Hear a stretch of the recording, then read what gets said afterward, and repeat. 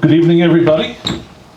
We've still got a couple coming in the back, but it's 7 o'clock, so we'll get started. Can everybody hear me in the back? Is that loud enough? Everybody can hear that? Okay. So welcome.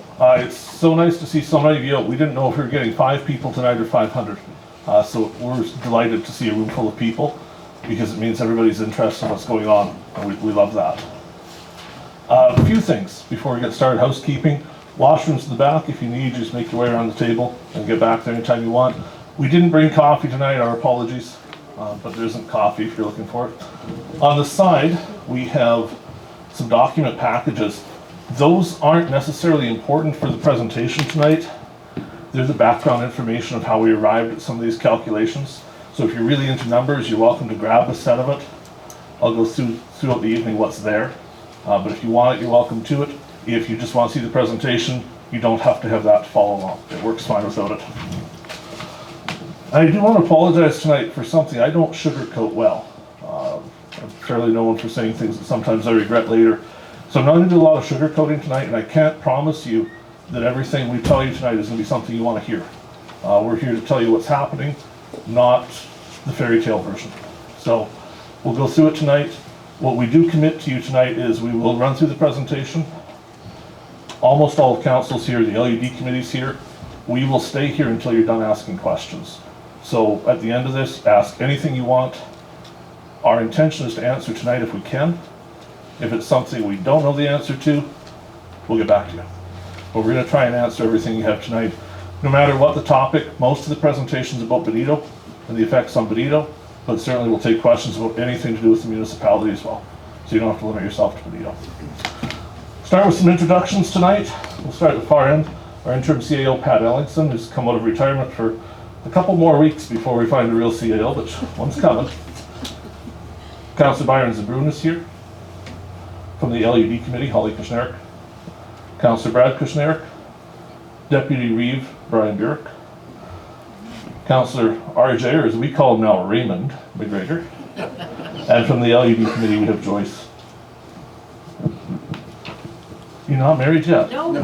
I was asking earlier if the name has changed already, but it hasn't yet. So it's still Joyce Readman for now. I'm Bill Gade, I'm the Reeve, and I see a couple more people coming in. We'll give you guys a second to find chairs and we'll get started. There's a stack of them over there. Or there's some room up front if you want to sit in front. Yeah. Well, thought I'd offer.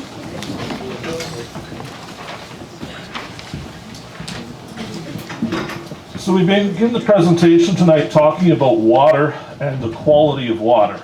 That's step one, part one of the presentation. So as we know, many people have struggled with the quality of Benito water for some time. We know the answer to that now is between 12 and 14 years because we finally found out what was wrong. Knowing what's wrong, we know what caused it, we know how long the problem's been going on.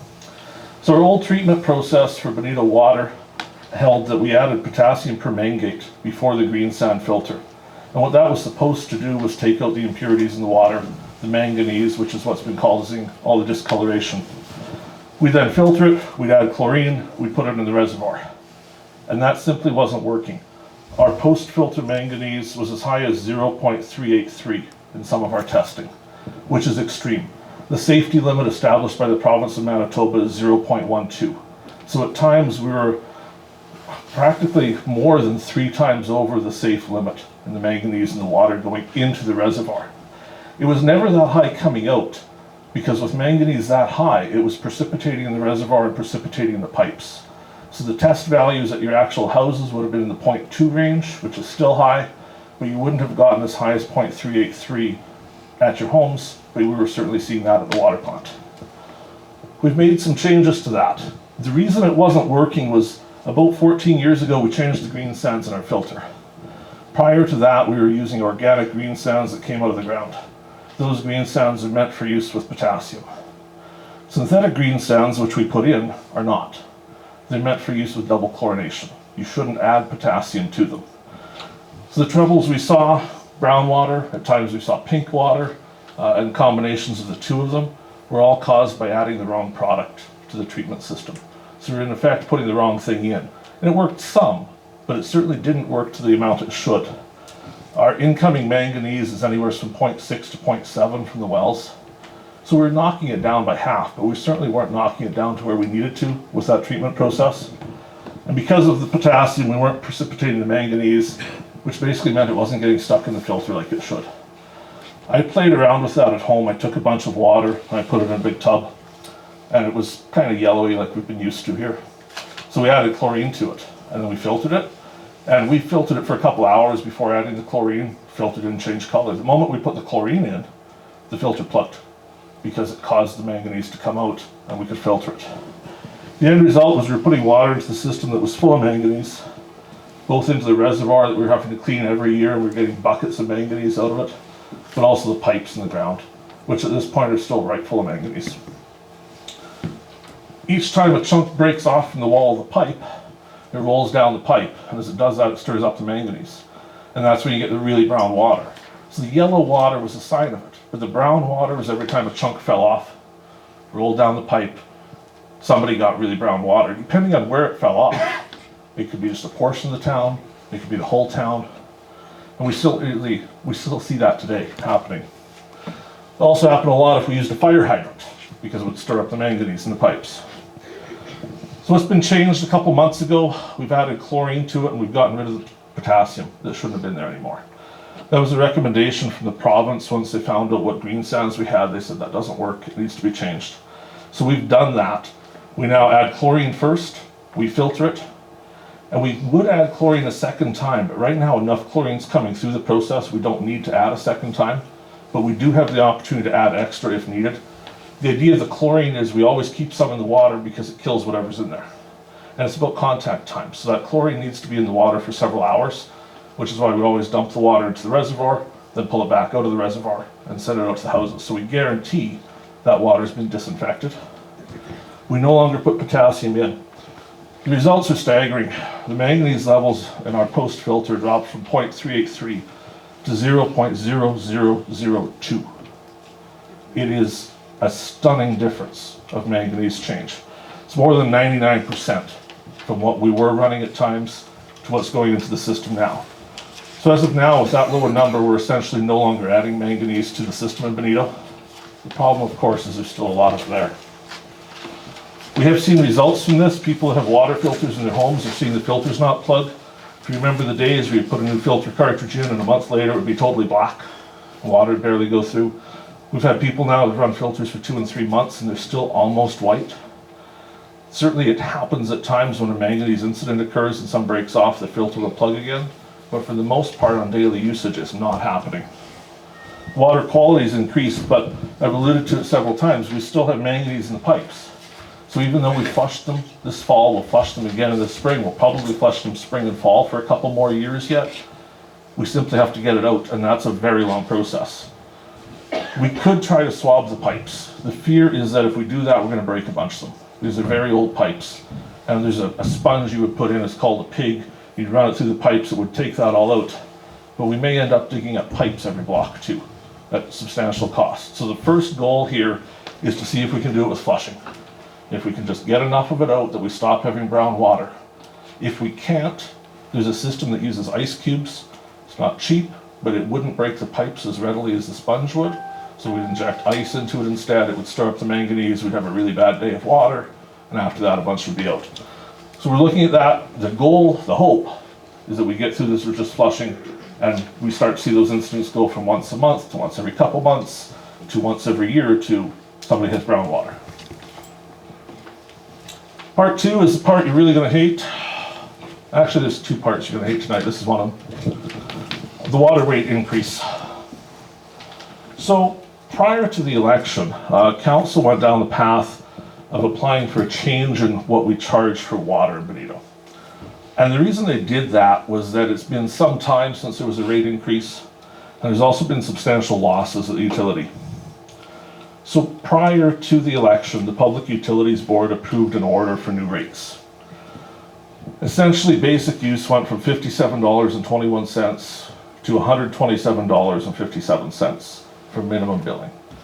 Depending on how you do the numbers, you can say it increased as much as 400%. And that's if you just look at the price of water. There's other things added to it that make the number. So you could say it's anywhere from 250% to 400, depending on how you do the math. 400 is about the top end. As it's written there, you're more at 250%. We also are increasing the price of water, at least according to the order. So we were charging $5.47 for 1,000 gallons of water. The new price is $27.52, which is stunning. If you're using 10,000 gallons a month on a quarter, we bill in quarters. If you're using 10,000 gallons, your bill would go from $95.50 to $320.21. One of the pieces of background information over there is a list of water rates for communities throughout Manitoba. These rates put Benito at third highest in the entire province for water rates, which is probably strange. The question is it right? Well, no, it's not. We know the numbers aren't right. We've been through the application. This is where I get in trouble. Quite frankly, the application was done wrong. There's stuff in that application that should have been there. The supporting information for why the rates are going up so much, it's just not true. The stuff that's there simply isn't accurate. We know it has to be fixed. It went from breaking even to losing $118,000 in a year. The entire utility normally has income of about $100,000. So to put that in perspective, we spent the normal $100,000 and we managed to lose an extra $118,000 in 1 year. There's not a lot of words to describe that except maybe mismanagement. When the application was put in, the Public Utilities Board actually threw it out the first time, saying that the numbers were incorrect. So Council filed it a second time. When they filed it, they assumed losses based on spending $120,000 a year on capital upgrades and operators, but there was no plan to actually spend that money. I've got a slide coming up where we look at what it costs to run the place year over year. If we left these rates alone, from what we know of the utility to be true, it would be making a lot of money, probably making $80,000 to $90,000 a year in profit. It's not supposed to make any. A utility is supposed to be break even. We shouldn't be able to make money with it. This is the 2022 snapshot. So the expected income for the utility is around that $100,000. That's a fairly average number. $86,000 for people that are connected to the system. About $12,000 for bulk water and $5,000 for hydrant rentals, which is a firefighting fee. It just goes in to make the water more affordable. Budgeted expenses for the utility in 2022 are $337,268. So the utility this year was expecting, last year, 2022 that just ended, expected to lose $142,000. We have the numbers tonight for the utility for what's happened so far. And the answer is in 2022, and these aren't finalized by any means, the income for the utility was $99,000. So we're practically bang on there. The expenses for the utility so far, and there's some adjusting to be done, and here is showing $90,000. With the adjustments, it'll come to about $115,000. So we're looking at a loss of about $2,000 in 2022, not the $142,000 that was indicated to the Utilities Board. So when you start to see the scope of difference in what the utility actually does, you start to see why the rate increase is so high, because they were trying to increase rates enough to make that money and get it back. If we stay on the new rates for 2023, our income's $175,000. That rises by 2026 to $215,000 coming in for a utility that historically has taken in $100,000 and spent about $100,000. And I don't want to mislead you. Things are going up. Things are costing more. It's not costing that much more. It simply isn't a way to spend that much money unless we dig up the streets and put new pipes in. You know, just running the utility and doing normal repairs, we can't spend that on it.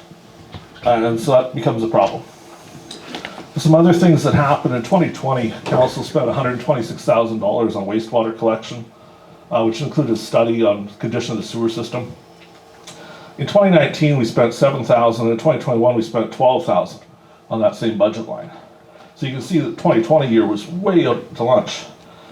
What should have happened was capital amortization. We should have amortized that study over the 20-year life of it. Council didn't do that. The entire study was written off as a cash expense in 2020, so it caused a massive loss to the utility. Normally, there would have been a debenture used for that. We would have paid it off over 10 or 15 years and it wouldn't cause rate shock like it has. In 2022, our admin salary was $9,000.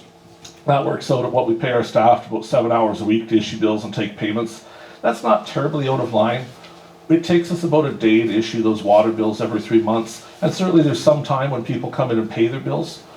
Questionably is how much time. If someone comes in and spends 2 or 3 minutes paying a bill, does that equate that much time? We're not totally sure. Operator salary, we know there's something wrong. It's $60,000 was what was budgeted. That would be more than 35 hours a week spent at the water plant. And the reality is we spend 2 hours a day at the water plant on weekdays.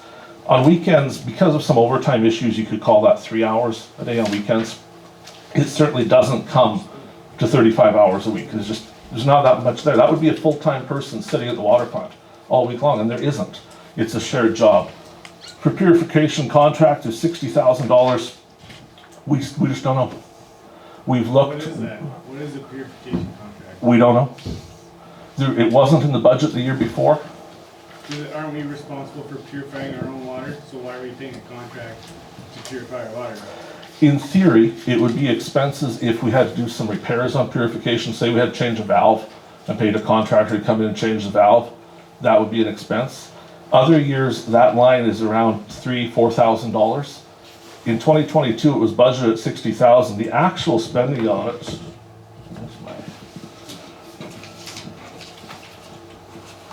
the 2022 spending on purification has been $4,900. So there's $55,000 in it. We just don't know what the plan was for, other than to make the rates look really high. That $60,000 appears in the next 5 years of the study, which is part of why the rates are being pushed up so much. There's also a line entry this year for $120,000 major upgrade. We haven't been able to find information about what that was. Nothing was done. There's no billing for it. It doesn't appear any work happened. We know there are some piping and valve issues at the plant, not to $120,000. They'll probably be looked at this year, but certainly nothing like that happened.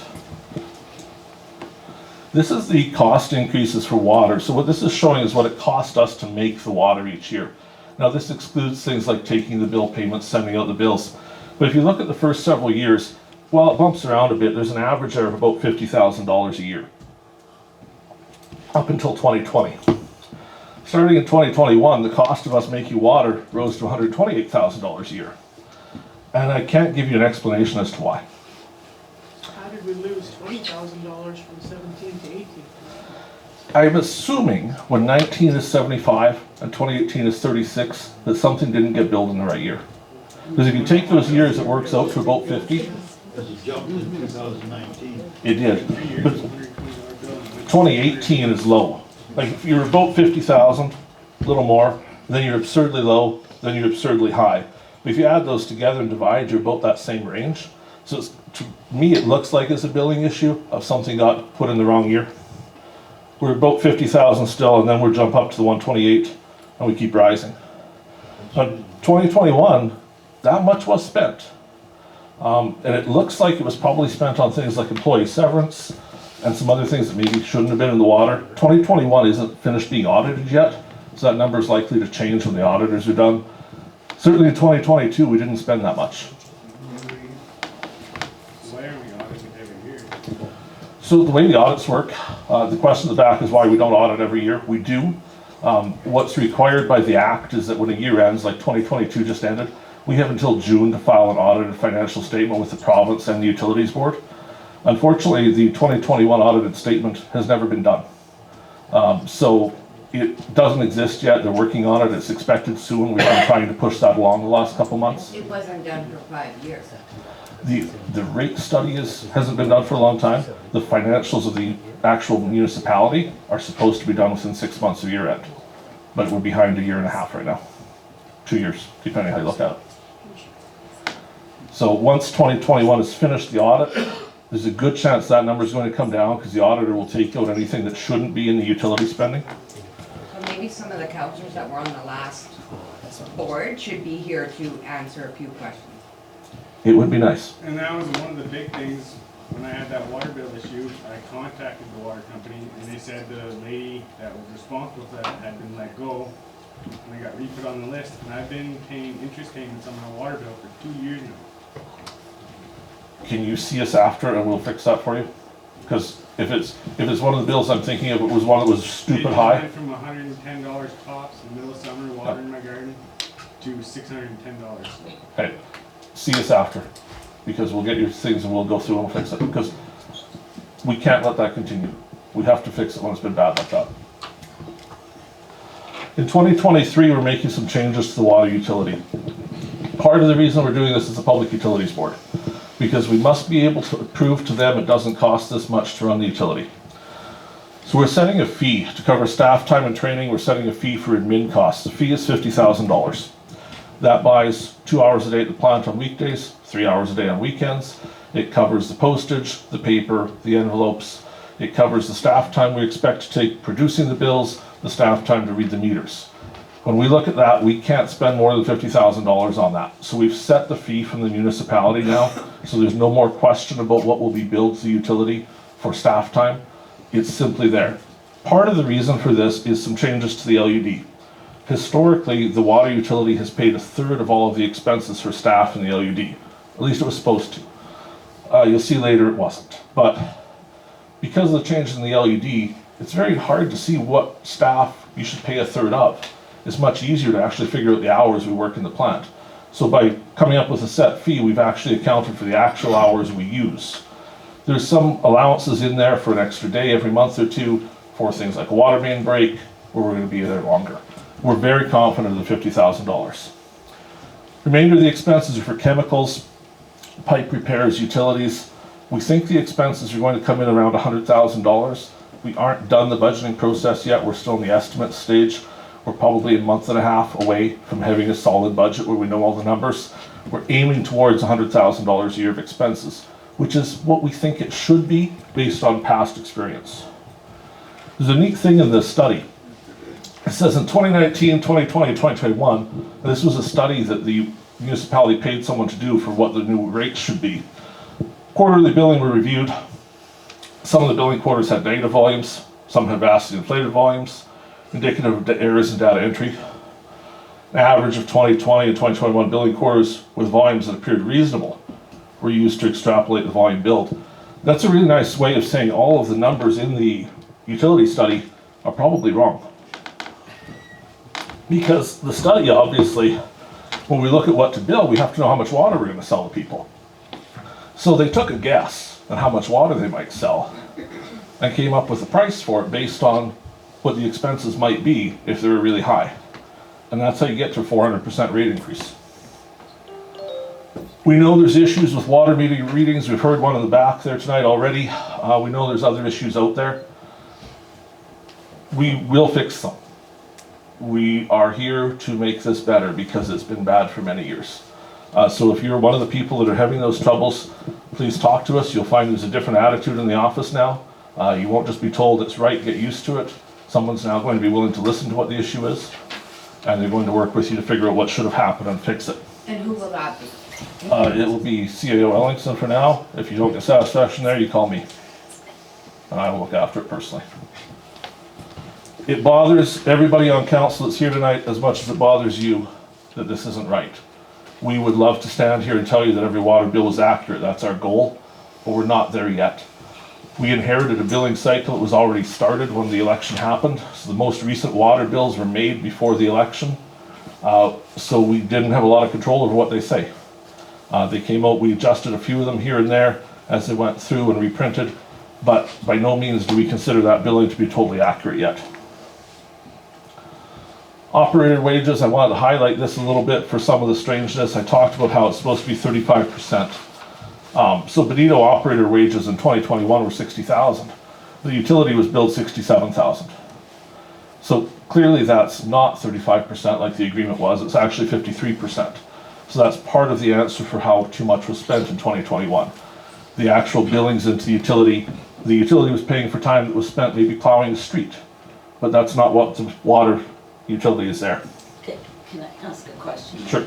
So when you're saying it was billed to The utility exists kind of, I don't know how to explain it well, it's like a separate thing. So we have Swan Valley West that does all of the council stuff, but the utility has a separate set of books. Because the rule for utility is we must bill to water users what it costs to make water. Break you. So that we don't, people that live on a farm that have no water service, their taxes don't subsidize water for Benito. But at the same time, people that are paying for water in Benito don't subsidize farmers. It's supposed to be separate. So each year we bill to the utility internally costs for things like the operator time. And that's where, if we go back here for a second, It just sounds like a missed log of hours. They're just not properly keeping track of their hours, doing certain jobs. up until this time, there has been no request to log the hours. So I don't want everyone to think, oh, the staff wrote it down wrong. They don't submit hours to make these numbers. These are made internally in the Trust me, office. the staff aren't the ones that need to be blamed. No, so I just Our don't want, Benito staff are pretty damn honest people. I don't want anyone here to think that I'm saying the staff wrote down on it. That's not what happened. This is an office problem. So then, can I just ask, if it's allocated wrongly, Mhm. then it was actually meant to be from a different budget? Yes. And so then that, when that's sorted out, then the numbers would be corrected? In 2021, we still have the ability to make changes because the audit isn't done, so certainly the auditors are working to fix that. Every year prior to 2021 is finalized and we cannot change it. So what we saw in 2020, those numbers are set now and we can't go back. 2021 will be finalized hopefully in a few weeks with some changes made to this. But once it's finalized, we can't go back. We can usually go back for 6 months after the end of the year. So we can still make changes in 2022 until roughly June. After that, 2022 is sealed off and we move on. I can only work on 2023. There's been some issues with management. Councils routinely had only one person trained to operate the water plant instead of two. The practical upshot of that is we have one person working 7 days a week. So they're drawing immense amounts of overtime and we're killing them. Can you imagine being told you have to work 7 days a week for the next 2 years? That's what's been happening in the utility. It's costing us a pile of money because obviously we have to pay all of the extra fees for having a person working overtime and Me, I'll work weekends. doing this. We will have two people again. We've already approved training for another person. We're likely going to train a third person to make sure we're not paying out overtime when we don't need to. We know there was also employee severance added to some of those expenses, and that severance was nothing to do with the utility. That was a council issue. There were some staff issues that it costs money to fix. And certainly that's a council problem, not a utility problem, so it shouldn't have been billed there. We thought the best solution to this was simply take those rates back. So we went to the Public Utilities Board shortly after the election and said, we just want to cancel the rate increase. We don't want it. It's not warranted. Let's just forget it never happened. Kill the order. And they said, no, we made an order. We're never wrong. You'll build the new rates unless you can prove you shouldn't build the new rates. They threatened to fine us. The fine starts at $100 a day and goes up from there for non-compliance. So if we don't bill the rates that were approved, which I'll be the first one to say they are wrong, we also get fined and then we still have to bill the rates. So we're kind of stuck. We have no legal ability to charge you a lower rate. The next water bills you get will be at the higher rate. So do you know why there was no hearing for the Public Yeah, it doesn't Utility seem- Board? We were requested. So I can answer some of that. The Public Utilities Board issued an ex-parte order. So they haven't actually made a decision on the rates yet. They have said you can charge the new rates for now, and not you can, you must charge the new rates for now, and then in the springtime we'll make a decision. So I've spoken to the board at length. They indicate that they have received more complaints from Benito than they've ever received for any utility anywhere in the province of Manitoba. They receive more letters, more forms, more requests for hearing than they've ever seen before. Many of those letters brought up the concern that there was no hearing, there was no meeting, there was no explanation. It was simply done in the dark and everybody got a notice saying the rates are going up. The Public Utilities Board has practically guaranteed they will hold a public hearing into the matter in the spring, which is a good thing and a bad thing. It's good to have a hearing. I want one. The bad thing is we're responsible for paying for it as a utility. So we will pay the fees to have the Public Utilities Board come out of Winnipeg to Benito for the hearing. We'll pay for all of that. It'll be incredibly stupidly expensive. The other problem with having the hearing is they have said that if at hearing they find that we lied on the application, and we did, and we haven't changed it by then, they will fine us for having lied.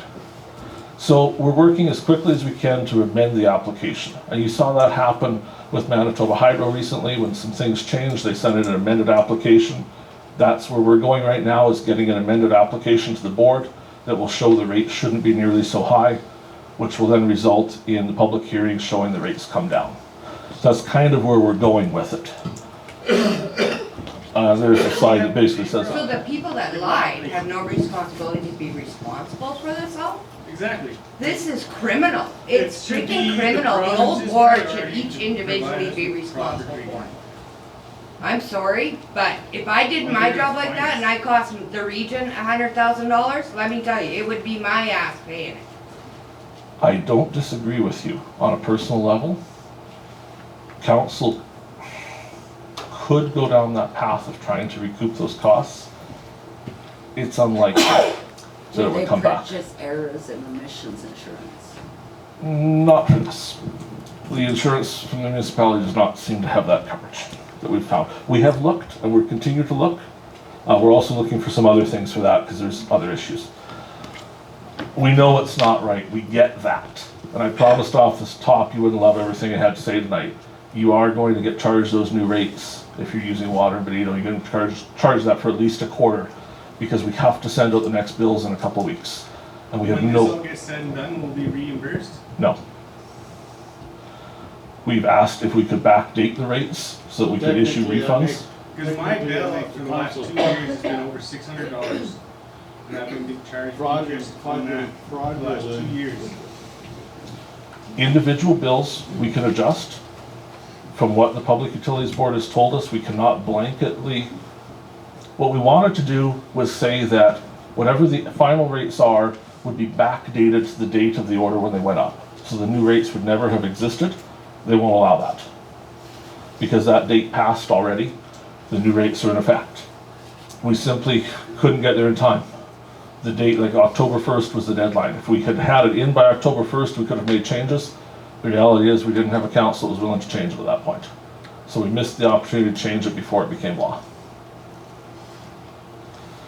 We will work as quickly as we can. We're hoping to only bill one quarter But of if the rates. individuals can have their bill adjusted, then maybe that should be put on the next bill.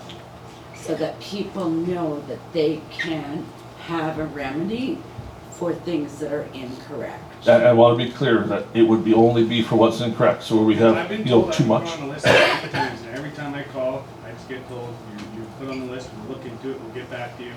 And then nothing for months. And I get the next water bill, I call, same story, and that's been 2 years now. I'm sorry that's happened to you.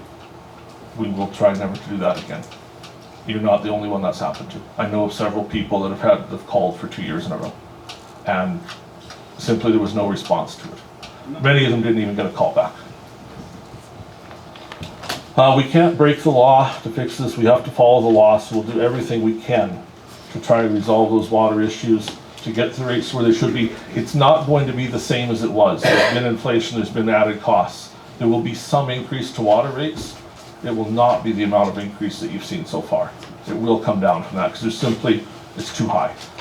My guess would be 20 to 30 to 40% increase in water rates, which would be kind of normal. It's been quite a while since they were last set. So you'd see some increase every month, but not to the extent you're going to see with this. I'm going to move on to LED taxation, but by all means, yes? Bill, just a comment on the Public Utility Board. When I talked to them, they hadn't even reviewed it. They'd agreed to it, but they said they had so many ones to look at that ours was somewhere in the list, but it actually hadn't even been reviewed. So they agreed to it without even reviewing it, basically. The process is somewhat, I don't know if you guys could hear in the back, Mr. Snyder was saying that Public Utilities Board, when he talked to them, said that they hadn't even looked at it. They'd essentially just rubber stamped it and we're going to look at it in the future, and that's true. Their process was that they basically gave Swan Valley West a blank check for whatever we wrote down on that form. They said, okay, charge it. Just prove it later that it's true. So, yeah, there What wasn't, happens if it's not true? Do they get charged? no, Yeah, Can it Do be they get a appealed? criminal offense on their part?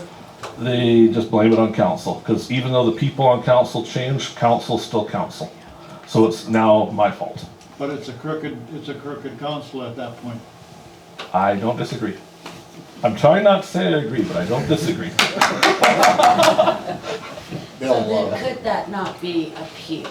If it was, if they rubber stamped it See and how, never looked like, at it? that's why we Well, elect we'll our look at it. leaders, because they can be held They just haven't accountable. got to it. That's something How like, can we that's something know? like federal government right now. It's just, they, Yes, They're also crooked. Bill, you're gonna be charging higher rates, yes. okay, and what happens at the end of the quarter when the expenses are a lot lower than what you're charging? Where's the, So where that, excess money go? where that excess money is going to end up is there's a substantial deficit from the previous years. So it's gonna be. It's going to pay off the deficit. Okay, A proven deficit or an assumed deficit? According to Myers-Norris Penny, a deficit. They signed off on the audit and council signed off on it too. Yeah, but Meyer Norris Penny is only responsible for the lies they're told. I'm trying really hard not to say things I'm gonna regret later, but You know, there yes. needs to be a community lawsuit against a few people. If the council can't do it, the community needs to do it. Okay, if I move on to taxation, we'll come back to water after if we need to. So LED taxation, if you guys, you remember 6 years ago or so, there was a meeting held in Benito. Some people came out, they may have been on council at the time, they sat in the hall, they said your taxes are going up a lot because you should pay more. There's no secret that Brad and I spent the last 4 years saying that was wrong. We've screamed that from the rooftops for 4 years, the taxation wasn't right in the LED. So what we're gonna run through is what was happening, what's supposed to be happening, and what's proposed for this year. So the way an LED works, Benito's not a village anymore, Benito doesn't exist, it's just an area. There's an imaginary line around what used to be the village of Benito, that's the local urban district. Within that, anything that happens extra compared to the rest of Swan Valley West, that area pays for. The most practical example is garbage collection. In Swan Valley West, we provide a landfill for everybody. If you put the garbage in the truck and haul it to the landfill. But in Benito, we come to your door for it. It's the only place in the municipality we come to the door for it. We come pick it up. That costs more, obviously. Because we only do it in Benito, only Benito should pay for that. It's a 3/4 ton truck. It is. with 2 dudes. The fees are set in the LED service plan. So each year a plan is made. And what the plan is supposed to do is anything that's provided to the entire municipality is taxed at large. So everyone pays their fair share. And hopefully we won't argue it tonight whether assessment is right or not. That's what the province has decreed. They've said that we raise taxes through assessment on property. We don't have a choice in that. That's what we have to do. It's in the act. If the service is only in Benito, it's added in the service plan and only property in Benito is taxed. So some examples. We clear snow everywhere. Almost. Most of the roads we clear snow on. This But- year. Throughout the municipality, snow is cleared. So whether or not we clear snow in Benito or clear snow in Durban or clear snow in Alpine, we're clearing snow. That's a service we provide to everybody. So everybody should pay for that equally. Unless you're a taxpayer on Main Street, Benito, you don't get no snow removal. It's finally done now, but Oh yeah, once a year? hopefully On the twice. topic of the garbage, what happened to the recycling? Our taxes are increased. I promise you there's a slide on that in about 10 slides. Recycling was taken away and our taxes were reduced. We'll get to it in a minute, I'll show you exactly why. Pavement, Pot and Drive, there's pavement there, we maintain pavement there, so there's been an argument Benito's the only place with pavement, that's not true, there's other places that have pavement, so we do maintain roads everywhere. We pay for streetlights everywhere, we pay for lighting in Kenmore and Durban, we pay for it in the Pot and Drive area, we also pay for it in Benito, so that's something that everybody pays for. We all use the recreation center. No matter whether you live in Benito or live 5 feet outside of Benito, you have an equal chance to go use the recreation center. And what's happened in years past is people in Benito have paid for the recreation center, and people on the other side of the highway that aren't in the LED don't pay for it. But they can still go there. But Benito's paid all the fees. We use the landfill, the fire department, and the list goes on. In 2022, these are some of the things that Benito paid for by themselves. So the LED committee, obviously that's the people that exist there that make the decisions for the LED, the elected committee. There's office contracts, which would be cleaning in theory for the closed office. Office utilities, which would be the heat and power. Arguably though, there's an office in Swan River. So an office would kind of be something everybody would pay for. Operator wages has been split out separately in Benito, and that's been ongoing for a few years now. The reality is those people don't work just in Benito, they also cross over. They do work in the rural areas. Staff is staff. There's work done in Benito, but they also do work outside of Benito, so I would argue again, that's not something that should be Benito specific. A couple of those numbers, the green team and the casual labor, the things in the parentheses are how much over budget we were in 2022. So when we budgeted 10,000 for green team, we actually spent 14,000. We budgeted 5,000 for casual labor, we actually spent 15,000 in Benito. Green team. Green team is summer students. Okay. The government pays 50%, we pay 50%. So it allows us to have, usually they mow the lawn, is what you see them doing. Insurance for Benito, street lighting, fuel for the vehicles. The total was $208,920 in 2022 that was charged extra to Benito. And at the time, that was seen as things that only happened in Benito. But a lot of the things on the list you can probably see already aren't things that only happen in Benito. We have tractors everywhere, for example. So the LED committee has met last week. They've passed the draft service plan for 2023. So that service plan provides that they will do door-to-door garbage collection. They have asked the Swan Valley West what we will charge for that. Our answer is $40,000. That includes the time to do it, the vehicle to do it, the insurance on the vehicle, the fuel, all worked out to a lump sum number of $40,000. They've budgeted $5,000 for sidewalks because we don't have sidewalks, at least not sidewalks we maintain anywhere else. There's some old sidewalks in Kenville and Durban, but they're essentially abandoned. So sidewalks are a thing that exists only in Benito. The committee costs are there. They're reduced primarily because there's one less committee member right now. There's one seat empty, so it's not going to cost as much to pay them. Recreation center water costs are still in there, and that is probably a bone of contention depending on who you talk to, because we talked about the rec center being something for everybody. So why is Benito paying $2,500 to bill themselves?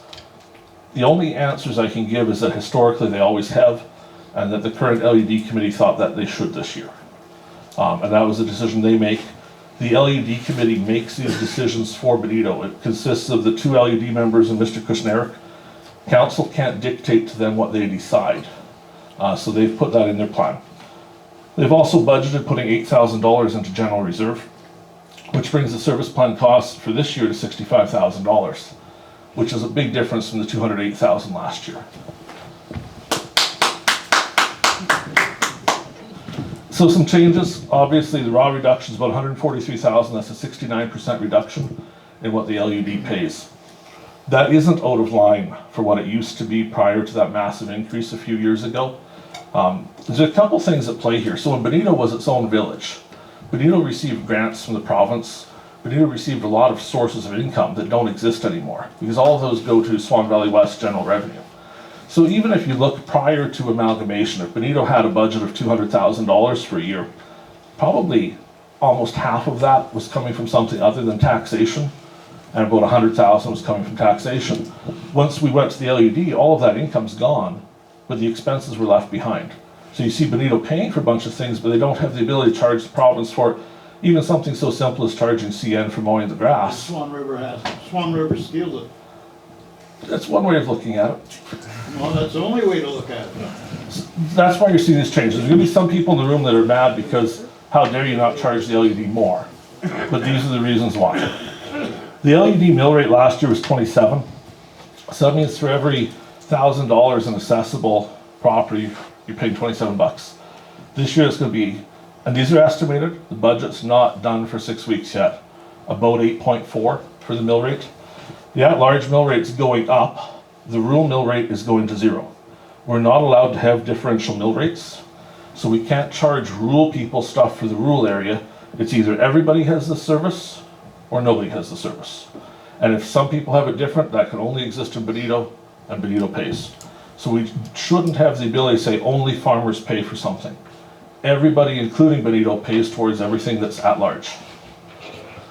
The large, or that large mill rate, the change here is not directly related to the LED mill rate. It's showing it's going up a lot. That's showing a 20% increase in taxes for this year. We think that's worst case scenario for what the budget will hold. We're hoping it's not 20%, but we're getting some reasons why it may well be 20% this year for everybody.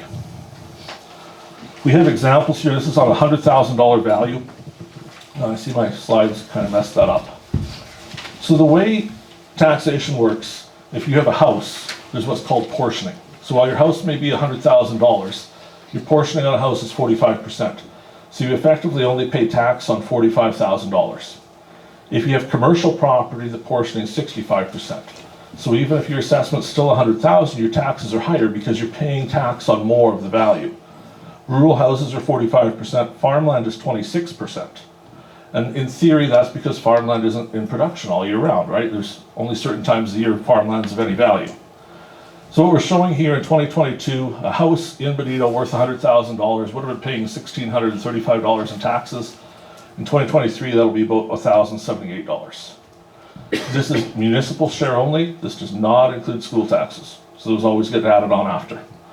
A business in Benito that was worth $100,000 would have been about $2,600. They'll see a reduction to about $1,500, $1,500. A house in the rural area was paying $587 will go up to $698. Farmland that was paying $339 will go up to $403. If you compare the two houses, the LUD house pays $380 a year for those extra services, like the sidewalks, the garbage collection, the LUD committee that manages the place. About $15 of that rural increase is actually from adjusting the LED taxes. Everything else is from other things. So I don't want you to walk away thinking because the LED's gone down, my farm and my house and the farm went up so much. It went up very little for those changes. The big changes come from other things. In the LED, every time we spend $1,000 on anything, doesn't matter what it is, the LED would pay 0.13 mils, at large would be 0.004. So this is where it makes such a huge difference whether we put a fee into what only Benito pays for or a fee that everybody pays for. At that $1,000, if you live in the LED and we charge it to the LED, you pay $5.81. If you're a farmer, you pay 10 cents for that same $1,000 of spending because there's so much more farmland than there is Benito. It's just how the math works out. The LED does have some money. Lots of people ask about the reserve funds. These are the 2022 approximate numbers. They'll be off a bit because of interest payments. The general reserve is about $194,000. Gas tax for Benito is about $125,000. Machinery reserve is around $56,000. Paved road reserve is around $33,000. So there's almost $410,000. There likely is now, when those interest payments are included, about $410,000 that the LUD has that only the LUD can spend. Swan Valley West has no control over that money. Some of that money came from previous years of the village of Benito and was transferred in.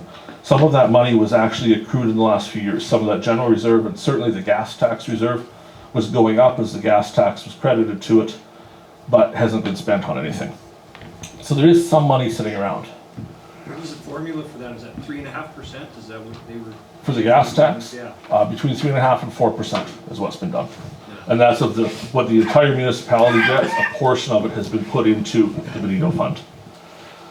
There's been some discussion at the LUD committee. No decisions have been reached. They'd love to hear your thoughts on it after the meeting. Should some of that money be used to pay off the water deficit? Because the water rates include a repayment of deficit. So if you use some of the reserves, that repayment wouldn't be there, the water rates would be lower. Should some of it be used for fire hall replacement costs? The fire hall in Benito, and we'll get into fire a little bit more here, is in really bad shape. Should they be spending on that? Or should they simply keep the money for a rainy day? There's no requirement the LED spend it. And that's the decision. For a rainy day, because the next council might take it away anyway. It's possible. So we may as well spend it while we got it. We're working on the idea it's time to build Benito. We want to see Benito going back to the sparkling way it used to be, where everything was mowed and everything was nice. We fixed the signs, and we don't have the water treatment plant sign that you can't read. We want Benito to be nice again, like it used to be. We want more kids in school, because the reality is if we don't put more kids in that school soon, that school closes. It's very close to closing now. So we need to figure out ways we're gonna increase enrollment there. One of those ways would be to put more houses in Benito. And up until now, taxation has stopped that. With these changes, Benito becomes more affordable to live in than Swan River. So we get to the point where people may wish to build houses here, they may wish to come here because the tax burden isn't insanely large like it has been. We'd like to see a new fire hall built in Benito.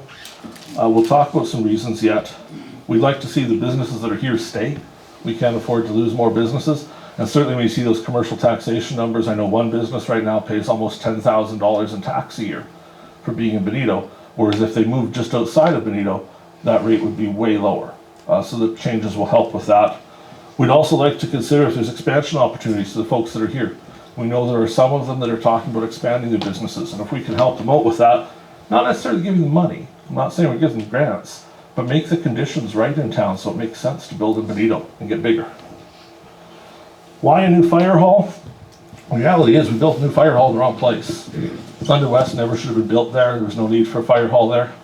The Benito one's falling down. It's full of mold and it's rotten. The walls move if you lean on them. When they put the new truck didn't fit, so they had to chop part of the wall out and extend it out. There was nothing there except rotten wood. The rafters would move up and down as they did that. It's in really, really bad shape. We need to do some fairly immediate repairs to it. Yes? Yeah, it was a garage before. Yes. That's not a fire hall. It's very old. It was certainly not built as a fire hall. Yeah. It's been repurposed over the years. There's probably $50,000 or more of things we would have to do right now if the goal is to keep that fire hall. So certainly discussions are ongoing if that's smart to put more and more money into that building, or if we should be looking at replacing it. I met with the firefighters a couple times already since the election. The most recent time I said to them, do you think we could do this as a community? That we could come up with some of that reserve money, maybe we could come up with a little bit of tax money, but we could do some fundraising in the community and we could get the community involved. You know, we did everything wrong in Thunder West. We paid more than we should have for the building. We paid absurd fees. We did stupid things. But what if we did it smart in Benito? What if we could build a fire hall for less money because we got everybody helping? I can think of a community of people that are really good at building things and we could actually get going. We see some of the success we've seen at the rec center over the years, the upgrades that have been done, all that's been done through the community. Certainly it's had some help, but we could do it.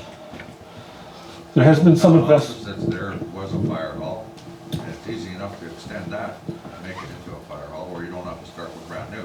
That's the discussion, is building where the existing office is. Then we don't have to replicate any office space or any training space. It would save a lot of money because half a fire hall is the office and training ability, half of it's the garage. At the town office, we'd only be building the garage. So we would save all of that other money. There's been some initial investigation of that. We'd still have to do a couple things in the new fire hall with washrooms and such because the old ones don't meet standards. But as long as we don't wholesale start changing that office, we don't have to bring it up to code either, it's grandfathered in. So the idea would be to build the garage around it, connect the two together, and carry on and save some money. It's in its infant stages, but it's being talked about. You'll hear the firefighters talking about it. You'll hear them talking about how exciting it is and how we all need to get together and figure out a plan, and we do. Because otherwise we're going to dump $50,000 into that hall that's going to fall down in a couple of years anyway. What's it gonna cost to build? We don't know yet. They're seeking estimates. Ideally, I'd like to see it less than 400,000. I don't know if that's realistic anymore with all the price increases. 3 years ago it was.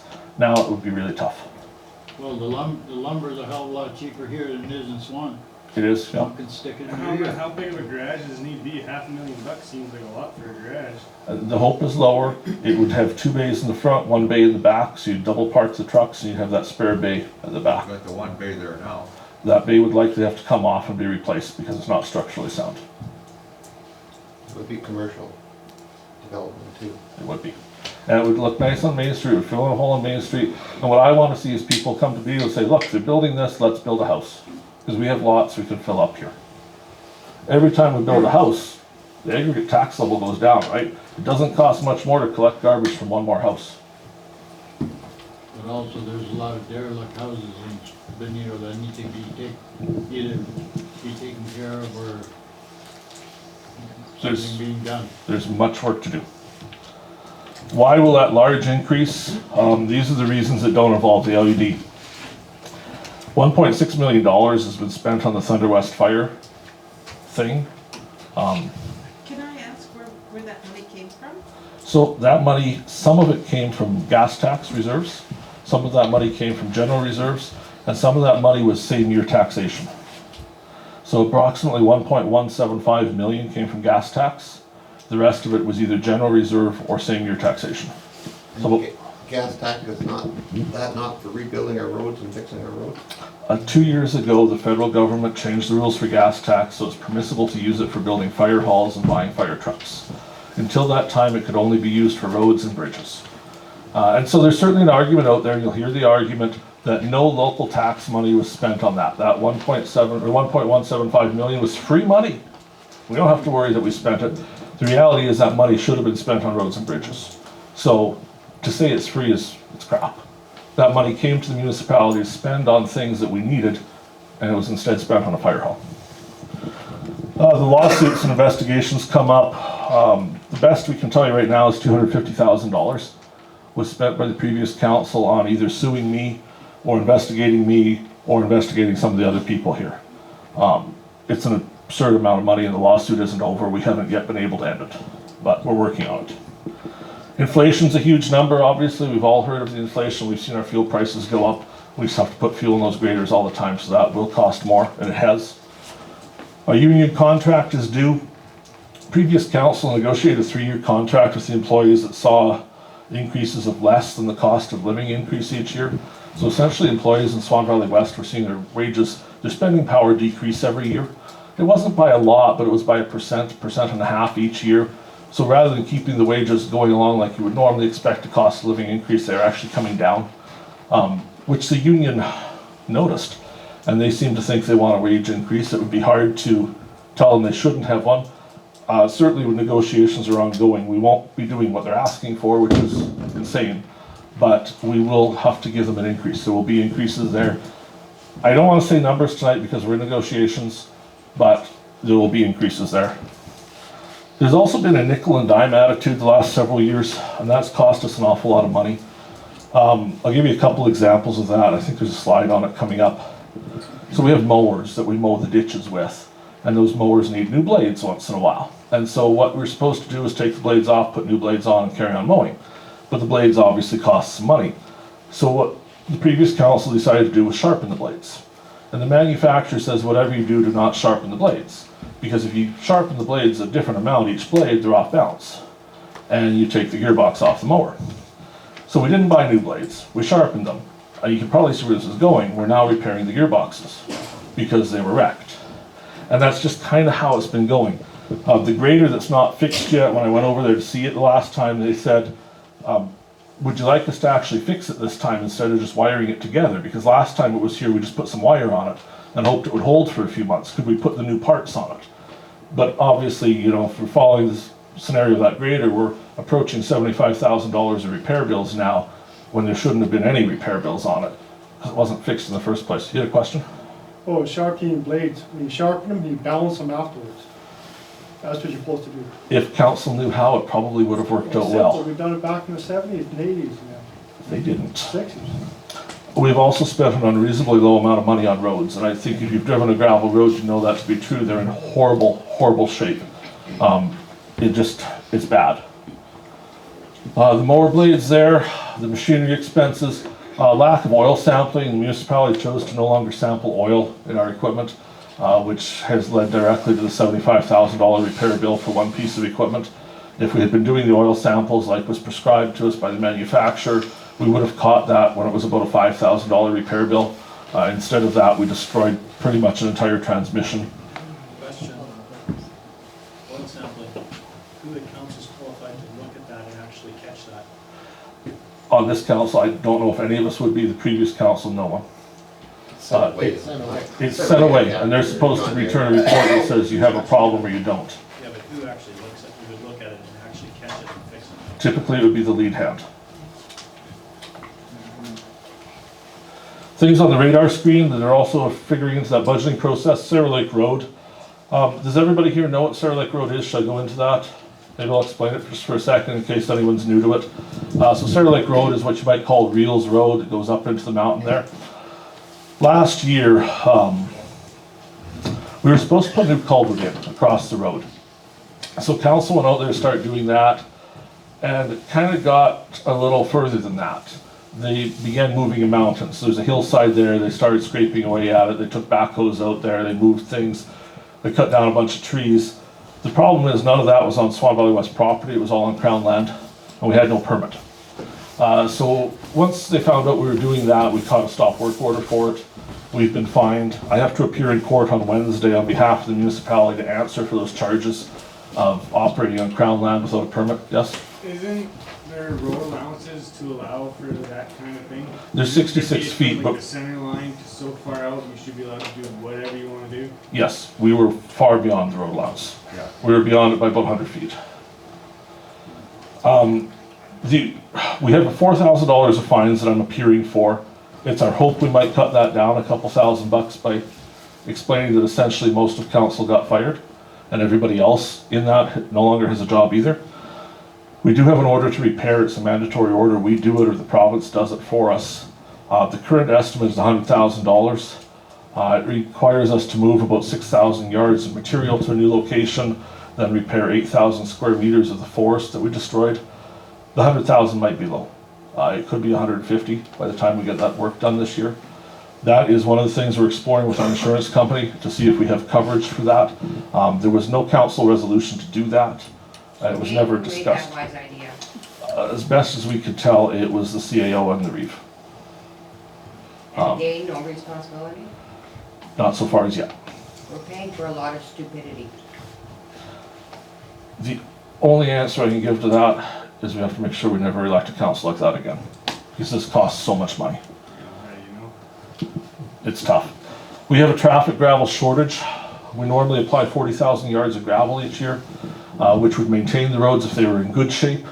Obviously, they're not in good shape. So if we put 40,000 yards on, we keep them where they are, we need to increase that. The reality is we only have 15,000 yards of traffic gravel right now. Council generally prepares that gravel the summer before for application in the spring, but that was cut. The gravel wasn't prepared this past summer, so we're short 25,000 yards of gravel going into this spring. Right now, we're in the process of speaking to different vendors, anybody that has crushed gravel available to buy. We're also crushing gravel as we speak. Normally, we'd never crush in the winter, but we are doing winter crushing this year to try and build some gravel inventory. We don't know if we'll be able to make up that 25,000 yards by the time it's time to apply the gravel. We may be short and have to cut what we can apply and apply more later in the year, which has a bunch of problems that should be on early. But it's something to be aware of. Even if we find it, we still need another 40,000 yards for 2024. So our crushing budget is going to have to increase by at least 30,000 yards this year, so almost double. And reality is we probably have to go more than that because we have a lot of roads that need more gravel. You know, if you look at some of them, it's been worn down so far now, the shoulders are higher, the rocks are coming out. And that's not a rock issue, that's the fact there's no road left. So we need to build that back up several inches, and that's gonna take a lot of gravel. Who's doing the crushing? Right now, Cook has the contract for crushing, but we're actually exploring a second vendor to add to the capacity because we don't believe they have enough capacity. When I was in council, I was in charge of looking after the gravel. And I'd go out and take samples at Cook's at least twice a week.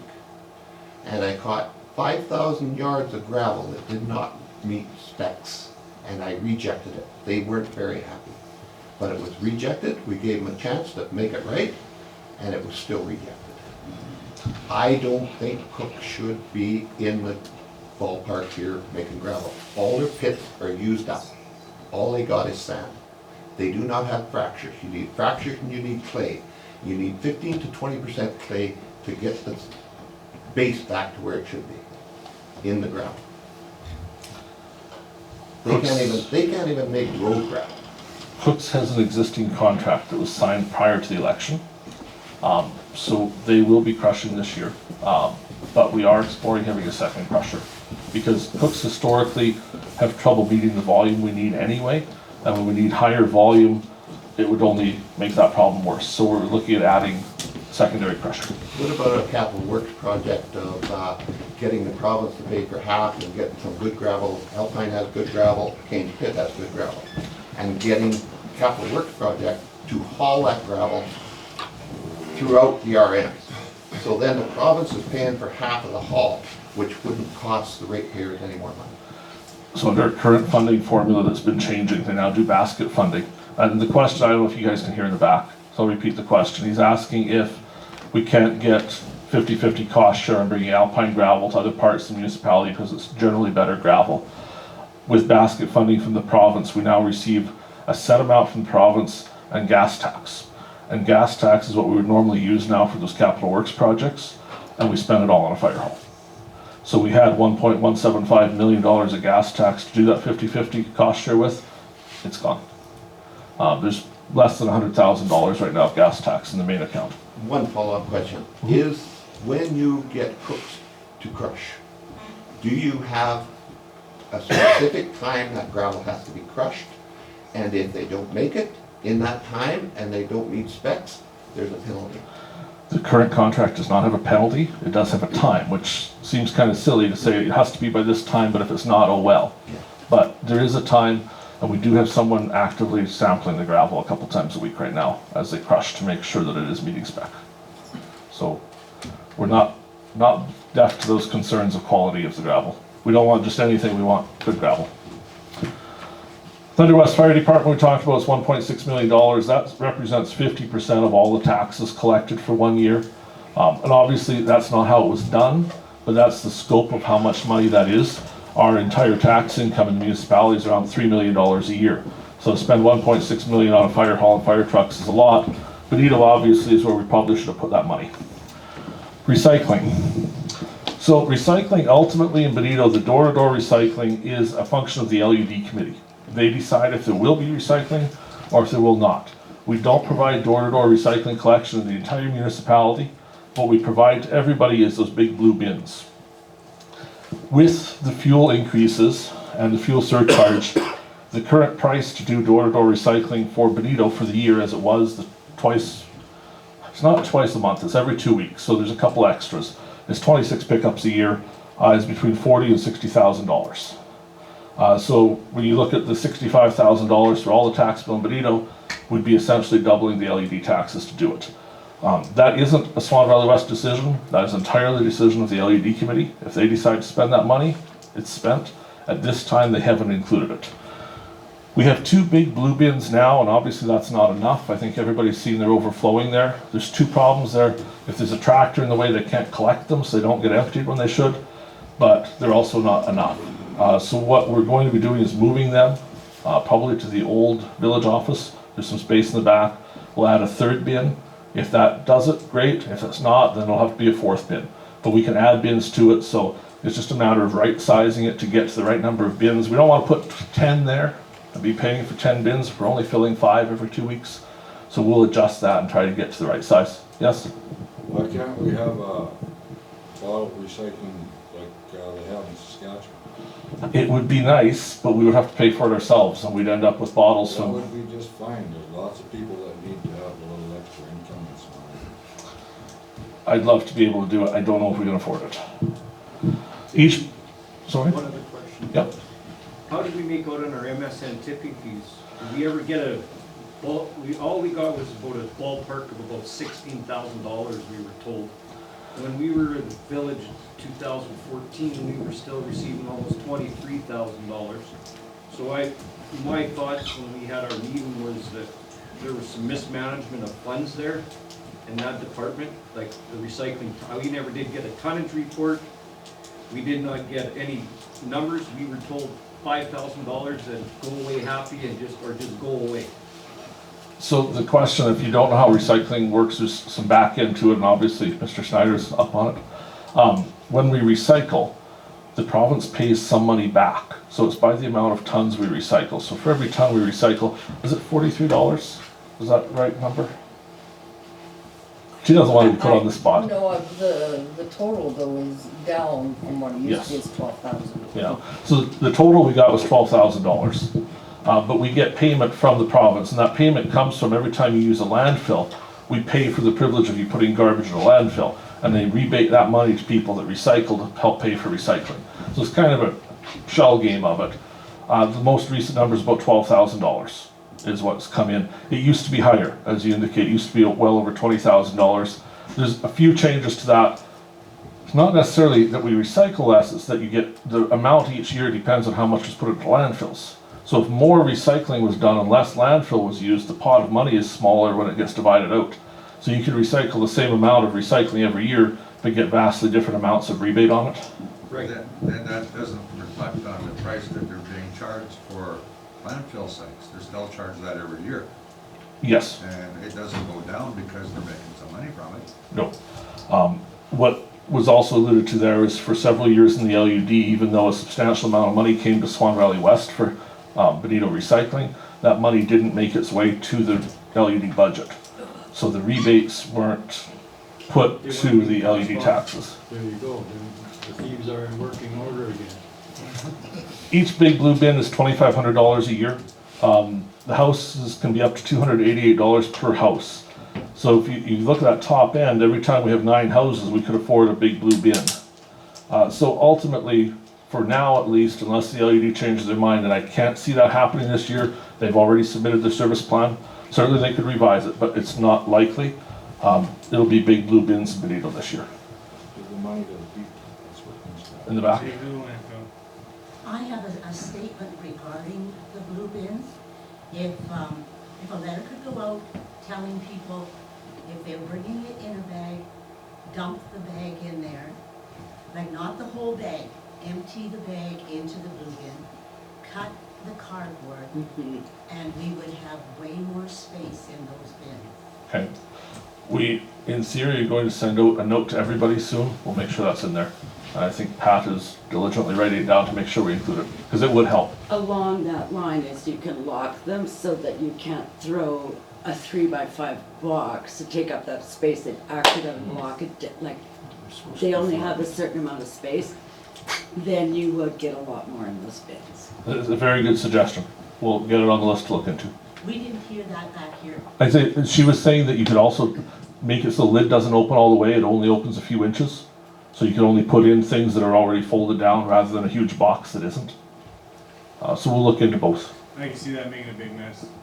It could be. We've got a big mess now though. If you've been by there the last couple of days, it's not good. We've got to fix that up. Yeah. So this is what you're really not going to like. And this is the reality. The recycling service we're using right now, more than 50% of the recycling is ending up in a landfill in Winnipeg. So that's part of the reason why you hear me say things like, should we really spend $60,000 on this? Because the reality is, it's cheaper to put in our own landfill if it's just going in a Winnipeg landfill. And there is certainly... Sorry? So wasn't there talks a little while ago that our landfill has almost actually reached its capacity? So we're allowed to be putting in there? The old cell had, a new cell was built in the last couple of years. It's got quite a lot of capacity and there's room for another cell yet. So there's quite a bit of capacity there, but obviously once it's completely full, we've got a problem because there's no more landfill. So one thing that's been talked about, and there's no decisions made, we used to use a compacting garbage truck here, which cuts the volume of the garbage in half going into the landfill because we squish it first. Right now, the garbage goes in without any compaction. So as you can imagine, it fills up very quickly. So there's been some talk about getting the proper garbage truck back, so when we're collecting garbage, we're not simply taking up space for no purpose. I just would like to make a comment there. I think that whatever the cost is, like certainly we're basing things on cost, but to throw plastic in the landfill, there's, I mean, on a mass level, it's not acceptable. And I agree. The trouble is if we're throwing it into the Winnipeg landfill, we pay the trucking fees to get it there. Right. What we need is clean recycling. The reason it's being thrown out is the recycling isn't clean. And the OSS process doesn't always lead to that. So if the lid's left open on a dumpster and it gets full of snow and rain, and the recycling's wet, that load is garbage. And so it's tough because our dumpsters don't fill a whole truck, right? So it's not, even if we were perfect in Benito, and we never made a mistake in our dumpsters, if the next dumpster they go to has a problem, we're still rejecting a load of recycling over it. So it's just, it's so tough. The old way we did it was so much better. There's money though now, federally, for recycling programs. So perhaps maybe rather than taxing, we could look into some type of venture where there's a lot of money being granted for being green. There is the grants. Follow the Sarkan model, that's what I would say. I would love Manitoba to do it. It would have to be the province though. Like if we did only Sarkan model here, we couldn't collect the 10 cents a bottle in the first place. We'd just pay it out and we'd have bottles from all over the province show up. We'd go broke. That's just like all the taxpayers, they pay it at the counter. Yeah. They pay it I every came here time from they go buy Ontario and I something. didn't get my rebate on my So liquor why is bottles. the government charging this tax? Do you have a question? Follow that Yeah, model. OSS goes to Yorkton, doesn't it? So let's ask, depending on which run you're on, either goes to Yorkton or to I Dauphin. seen the garbage truck coming from Saskatchewan, Yeah. and it runs down the, Quite often this is served from South Yorkton. Road, and it goes to Durban, and it goes to Swan. So that's the big dump truck. It depends, sometimes it does come out of Dauphin, quite often what we see here, sometimes Yorkton picks up this area and Dauphin picks up Swan I River, seen that truck depending on the pretty routing. regularly. Yeah. So it's going to Yorkton, they're making the money off the recycling. They don't get the 10 cents in theory, but Well, they get from the money they have for recycling. we're making progress. I know sometimes, especially some of the stuff we've gone through tonight sounds like it's pretty bad, and you know, it has been. One of the things we're trying to do is give open information from council, which is why we're here tonight, to try and tell you what's going on and answer the questions. I know in the past I've been to meetings where there were no answers and you weren't really welcome to ask anything. So we're trying to do much better than that. We're trying to make sure in the meetings we talk about what's going on and why. If you're able to watch the videos that Jeremy makes, a lot of those are a lot longer now. You're not seeing 20-minute meetings, you're seeing 2 and 3 hours of discussion where we actually talk about the issues so you can follow along. We're trying to do better at putting things on Facebook. We're trying to do better at in-person meetings, and we're aware that not everybody's on Facebook, so the intention is to do something that reaches people, probably direct in the mail every so often, sort of an update of what's happening. Many of the things we're making progress on, many of them we're not done yet. 911 rural address signs is something we're looking at for this year. Council's talked about that, it's long overdue. It's something that came up in the election, but it came up 4 years ago. And you know, just a couple weeks ago, we again had a fire truck that couldn't find a fire because the addressing just doesn't work on section, township, and range. They had a little bit wrong, the fire dispatch was for the wrong location. And unfortunately, I'm a bit of a wimp. I don't like people coming to me, and I've got the big chair now. And we've had times in our valley where we think there's people that may have passed away because we couldn't get an ambulance to them, because it couldn't find where it was going. And that's not a conversation I relish having with anyone. I had that conversation with somebody about why their loved one died because we had no CT scanner. I have no interest in having a conversation about if the ambulance had only been 5 minutes sooner because they knew where they were going. So the rural addressing signs, there's a very good possibility you'll see those going in this summer. Again, the budget isn't final, but it's in there right now to put those signs up, to have actual addresses so an ambulance can find you. Yes? In Ontario, you paid for that as part of when you bought your house, that was like part of your permit. Like, you wouldn't get your final pass to move into your property until you had your 911 sign. It hasn't been that way. We'll be, if we do it, we'll be the first municipality in the valley to do it, but we'll be one of the last municipalities in the province to do it. Practically every other municipality is down that path already. I won't bore you with how they work, but if you want all the technical details, I love that stuff. You can ask me later. We're working on a speed reduction plan. This is for Kenville and Benito. Read those signs that tell you how fast you're going. We're looking at buying one. It's $5,000 and rotating it between Benito, Kenville, and possibly a couple other rural locations to try and slow people down. They tell us they work really well. Certainly Roblin's had good success with it, so we're wanting to get people going by the playground areas slower. They're going way too fast. Kenville, we're seeing people going 80 through Kenville as they come up that hill, just not kicking the crews off. Roblin, because they have police. When's the last time you have seen a police officer in Benito except a Sunday afternoon when everyone's at church? You tempt me to say things so. Honest to God! You're gonna pay $5,000 for a sign that's gonna give us a little number so we can speed up because we're not going fast enough because there's gonna be no one to enforce it anyway. Well, maybe It's it a would get the reminder. farmers to slow down hauling their grain right by the school playground. We have to try something. It's a fairly inexpensive thing we can try. Bill, Yes? when I was on council, we used to ask the police to come in more often, but then we'd say to them, but please let us know when you're doing it so we can slow down. Well, it is self-responsibility, isn't it? Because You know, who's you gotta driving watch through what you wish Kenville, for. but people that live in Kenville? Well, at least Why don't they Benito's do on the it like they do highway. in the great city of Winnipeg? They put up these speed limit signs, but they have radar on it. And Under provincial rules, only the city of Winnipeg has the ability to put photo radar in. No other municipality can actually fine you for the well, signs. Stephenson isn't gonna be there anyways next year. We may see some changes in those rules sooner than you think. We're looking at road maintenance planning. I know a lot of you know that we've had some staff turnover the last few years with people that weren't necessarily happy with the work environment. So we've had some of those people come back. They're finding it a much better place to work now. One of those people is Don Bobick. He worked as our lead hand for quite a while, foreman, depending on the title. He is, at current, the only person that knows how to apply the gravel properly without wasting a bunch of money. So we have him on contract right now. We're working out those gravel maps, working out those plans for how to fix the roads. He's also training new staff on how to do that. So it's not a forever solution to have him back. He doesn't want to be there forever, but he's going to bring that knowledge back that we lost in the last couple of years, because realistically last year, the gravel was just a shot in the dark. No one really had a plan for where it went. Snow clearing, we're trying our best there. Some people say we're doing better. I don't know if we are. Anecdotally, we've had some people say we are. We've had some people really mad about snow clearing. I'd say it's 50-50, but some people say it's better this year. Certainly in wards 1 and 2, it's probably better. We've done a few changes there with how it was being done, so we're throwing the snow a little further, keeping the roads wider. The biggest thing for snow clearing is how much more it snows. We've had a lot already, but we're doing our best. Part of that is we've added a 5th grader to the fleet. I'll give you just the 30-second version of that. At one time, we were keeping every grader on warranty. But to do that, we have to replace all the graders every 6 years. And the new cost for graders is north of $650,000. It would be a substantial increase if we were to keep doing that. So the initial start here is to buy a used grader, has a little bit of warranty. It's here now. They did some work on it in Winnipeg. We've got, I believe there's 600 hours left of the warranty, somewhere in there.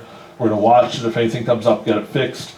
But by having 5, we figure there'll always probably be 1 broken, but that's okay, because we'll still have 4. And 4 is what we need to have to make this work. Gosh, if we have all 5 working and we get a blizzard, we have a 5th grader we can put out on the road, which will just speed us up a bit. So that's where we're going with that. Who does the maintenance and the mechanics on your vehicles and graders and equipment and? There's somewhat a varied answer. The question in the back is who does maintenance on the vehicles? Graders, usually it's the grader operators do it themselves. They'll get together, and usually it takes 2 people to work on a grader for safety because you climb up on them. So 2 of them will work on one and the 2 will work on the other one. Typically that's done on days like we've had the last week or 2 where we haven't had a lot of snow, we haven't had a lot of blowing. So we might get an afternoon to change oil, change filters, do some maintenance. And then the idea is to always have the equipment ready when we have the heavy snow, so it just goes straight without stopping for a while. The town vehicles, the smaller stuff is usually going to Northview Service some of the times. Sometimes it ends up in Swan. We prefer to kind of see it in any business in Benito, because obviously Benito's us, right? Rather than paying somebody in Swan. That's not always possible. The grader, the repair that we're doing right now is at Timrick in Swan. So rather than hauling it to Winnipeg to get it fixed, they're doing it, so we try and keep that money here. And it's not much more money. It's probably a little cheaper doing it in Swan. We find it's really easy to focus on the bad because there's been a lot of bad the last few years. And I can speak for a lot of council, sometimes we just pull our hair out saying, when is this going to fix? We wanted to get elected, we wanted to be better the next day. But the reality is it took us 6 years to get here, right? We've gone from a municipality, and this is not made up, thinking it was okay to take $5,000 out of the bank, put it in a briefcase, and get on an airplane with no receipts or checks or any controls over that, to a municipality now tells you which plow is broken and why it's broken and what we're doing about it. It is a monumental shift in the operations of Swan Valley West. It hasn't been easy on everybody in Swan Valley West because some people have that mindset of let's keep everything secret, the less you know, the less you can yell at us. We're changing as quickly as we can to tell you what's going on, because ultimately it's your stuff and your money. We're just here administering it. So our goal is to get it better and better, but it is taking time to get it right. And I'd love to tell you that at the end of this month, everything is gonna be fine. It won't be. It's gonna be a continual process of working on it. I'm hoping that you'll see more and more changes to the better, but it does just take time, unfortunately. Part of what we need you guys to do is connect with us. You know, I know many of you have tried that in the past, and you've been shut down, you've called the office, you've been hung up on, calls haven't been called back. As much as we can, we're trying to solve that. So when you call, you get a response, or somebody calls you back, we worry about your issues. We'd love if you could watch the council meetings, they come out on YouTube. I know not everybody can, but if you can, watch them. Jeremy's got them up there just a few days after the meeting. And you'll see if you watch the last few meetings, we spend time saying, what are we doing and why? What's the background in this? Why are we making this decision? And so we're trying desperately to keep people up to date with what's happening. So you're not just saying, well, they did something stupid.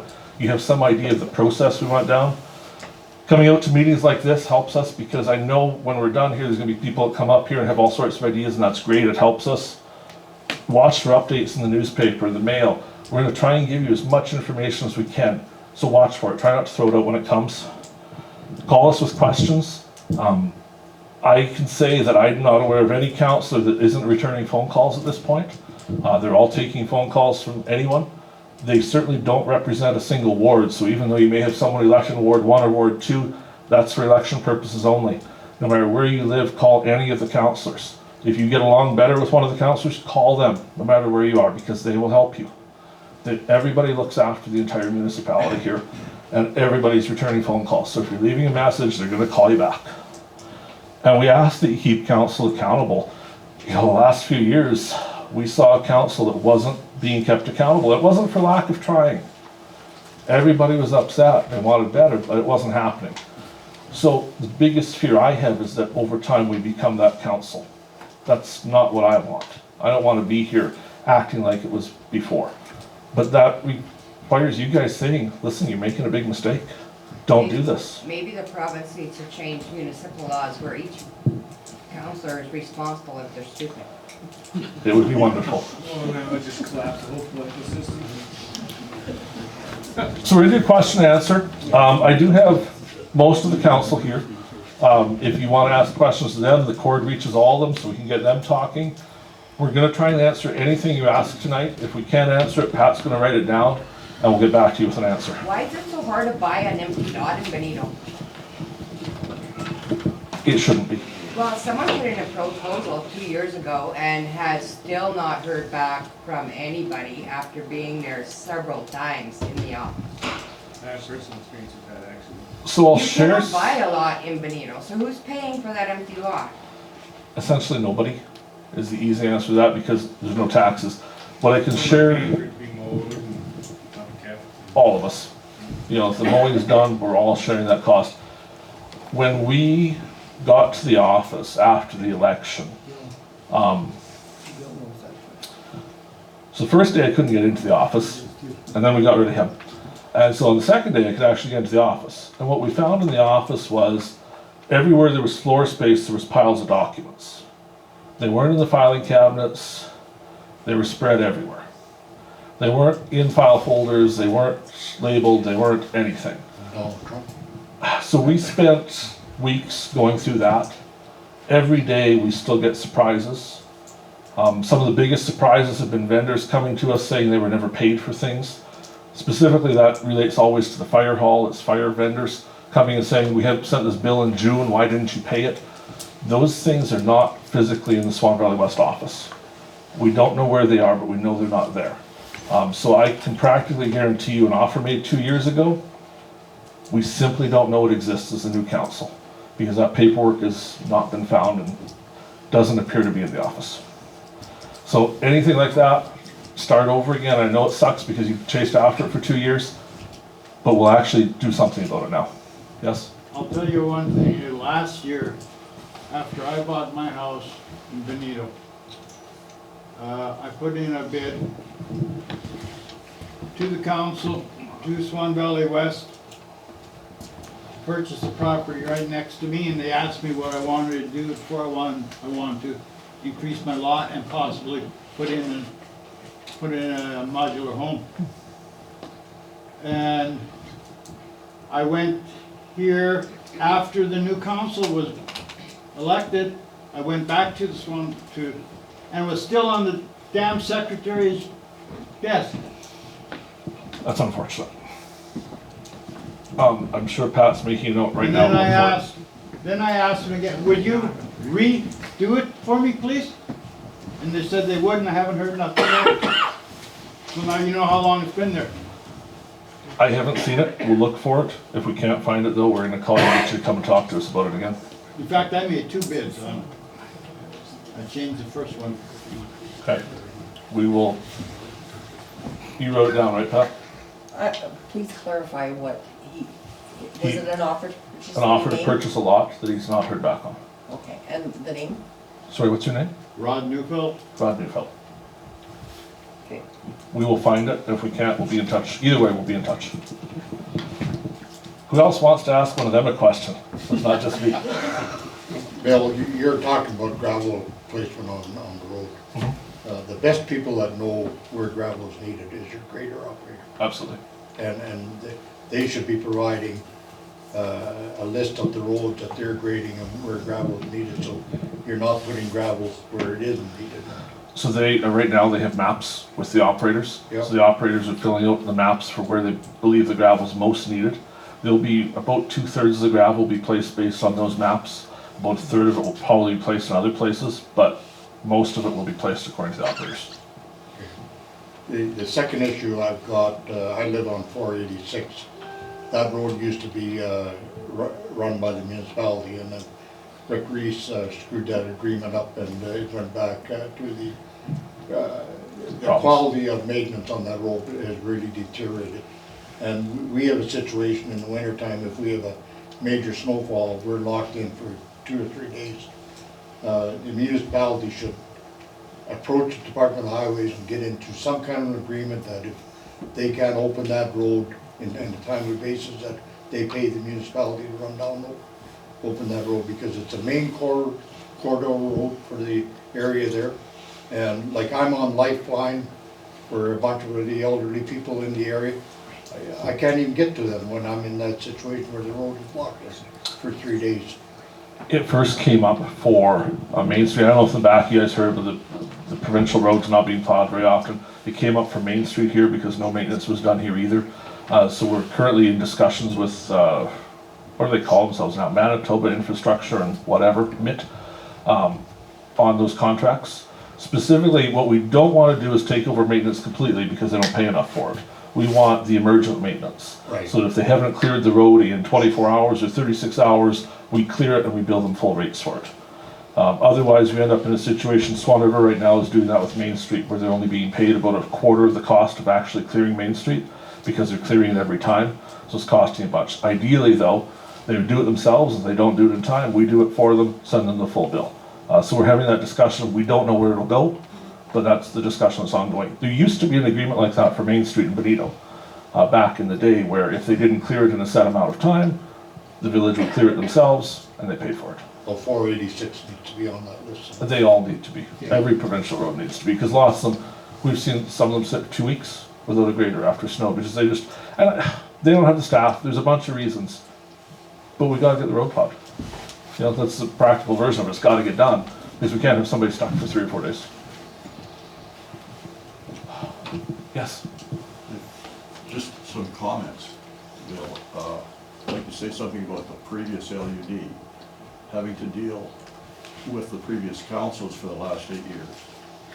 Basically, so many of the things that you put on the board there were things that they were trying to get established or corrected, and got absolutely nowhere with it. I don't know whether Brad can nod his head yes or not. But having to be in close contact with one of the persons that was on it, I have a little bit of background. Recycling. Does anybody know what it's actually costing the LUD to have recycling in town? Like, what's it costing us to get this twice a month pickup? For the big blue bins? Just, yeah. Like, what's our budget for that? So right now, the LUD is not paying for that. It's paid for at large. For it? It's because there's recycling. That's the number I like. There's recycling at the Benito landfill.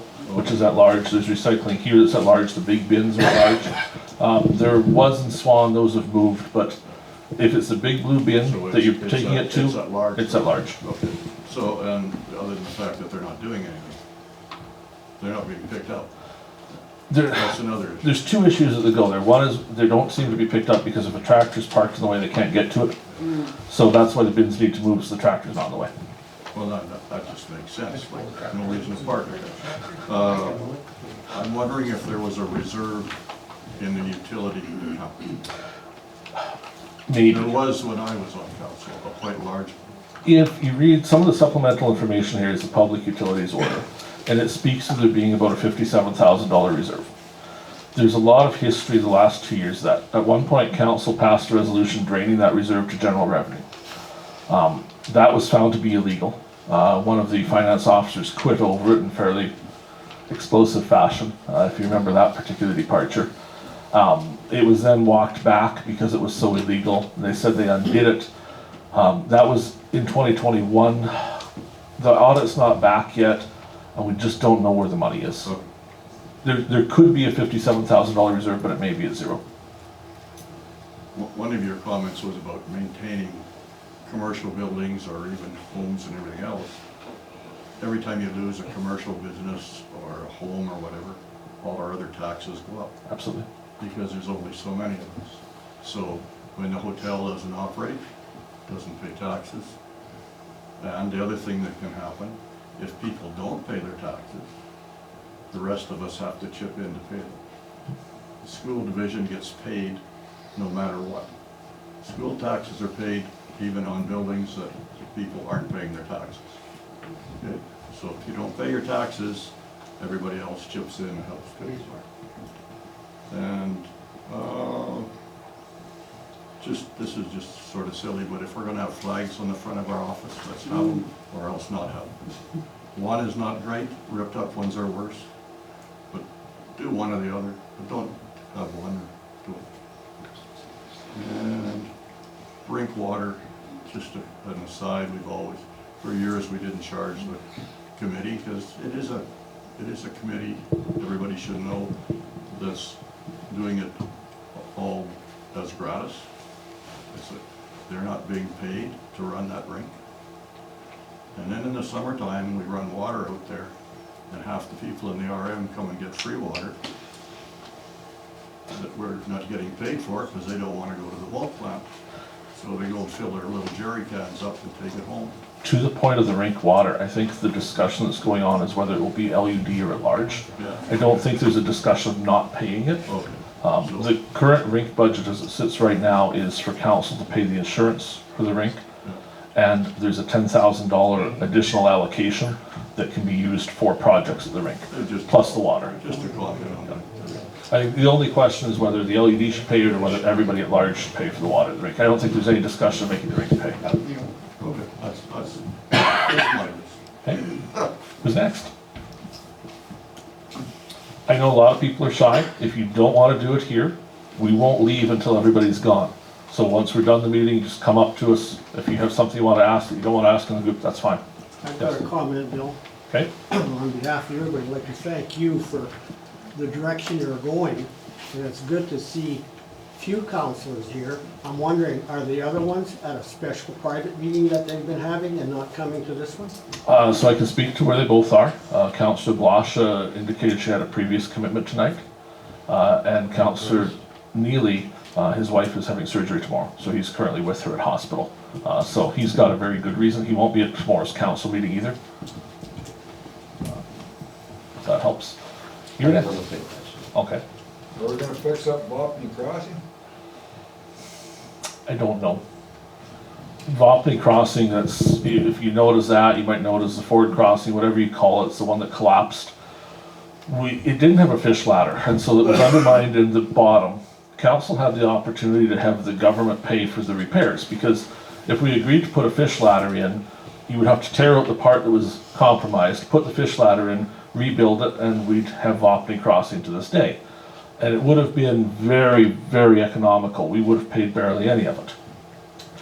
The council at the time chose not to go ahead with that. They looked at some options for repairing Vopney Crossing. None of them ever came to fruition. They got some quotes on it. There's probably a book could be written on why they didn't get it done, and then it collapsed. And the problem is, once it collapses, fisheries wants it removed. So right now we're in violation for not removing it completely because a collapsed forward crossing can't be left. Once we remove it completely, you have to apply for a permit to put it back. Those are pretty tough to come by for forward crossings these days. Kinda sounds like the one up in Alpine. So it could end up being a bridge. The comment in the back was kind of like the bridge to nowhere in Alpine. The only difference is the bridge to nowhere, the provincial and federal government paid for the whole thing. Whereas Vopney Crossing, we'd be paying for it. And we could use gas tax, but we don't have any left because we spent it all in fire hall. You see, I'm a little frustrated about that point. Because we would have had $1 million there we could have done something with. It might end up having to be a bridge, and if it's a bridge, I just don't know. You know, like, it'd be hard to believe we'd do that. Don't fix it, at least shave the hill down by Riverside Cemetery so I can go up there. You come around there with a load and go up that icy hill. Pretty tough. In 2016, when I was on council, I believe it was, I went to Cement Works, who did the golf course forward crossing. I got them to give us a quote to fix that forward crossing at Botany's when it was just a 3-inch drop or whatever. We had the major consensus of all council for the province. They didn't know what a forward crossing was. Mr. Burick showed them some pictures, and they said, that's not a problem. You can fix or repair. You can't ever build a forward crossing in the province again. The quote for fixing that forward crossing was $52,000 at that time. And Reeve Galloway said, I think we'll get the province involved. Well, once you get the province involved, then you get fish ladders, then you get all this other stuff, and it's going to be $600,000 like the bridge to nowhere. For $52,000, I thought that was fairly cheap for a bridge across that road. It would have been. Yeah. And just a comment, whether it's provincial money or local, it's still our money. Like, You're correct, but we get the whole province paying for it, not just local. right, but it's the same basket. So instead of you spending $5,000, you're only going to spend $50,000. Bigger basket.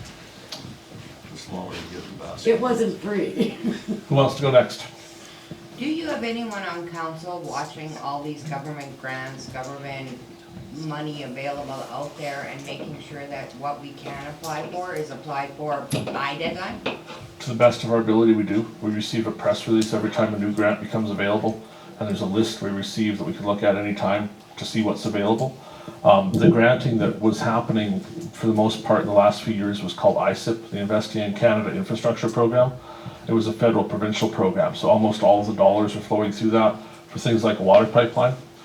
We did apply for the water pipeline, and then we didn't finish the application, is the simplest way to put it. We lost the funding.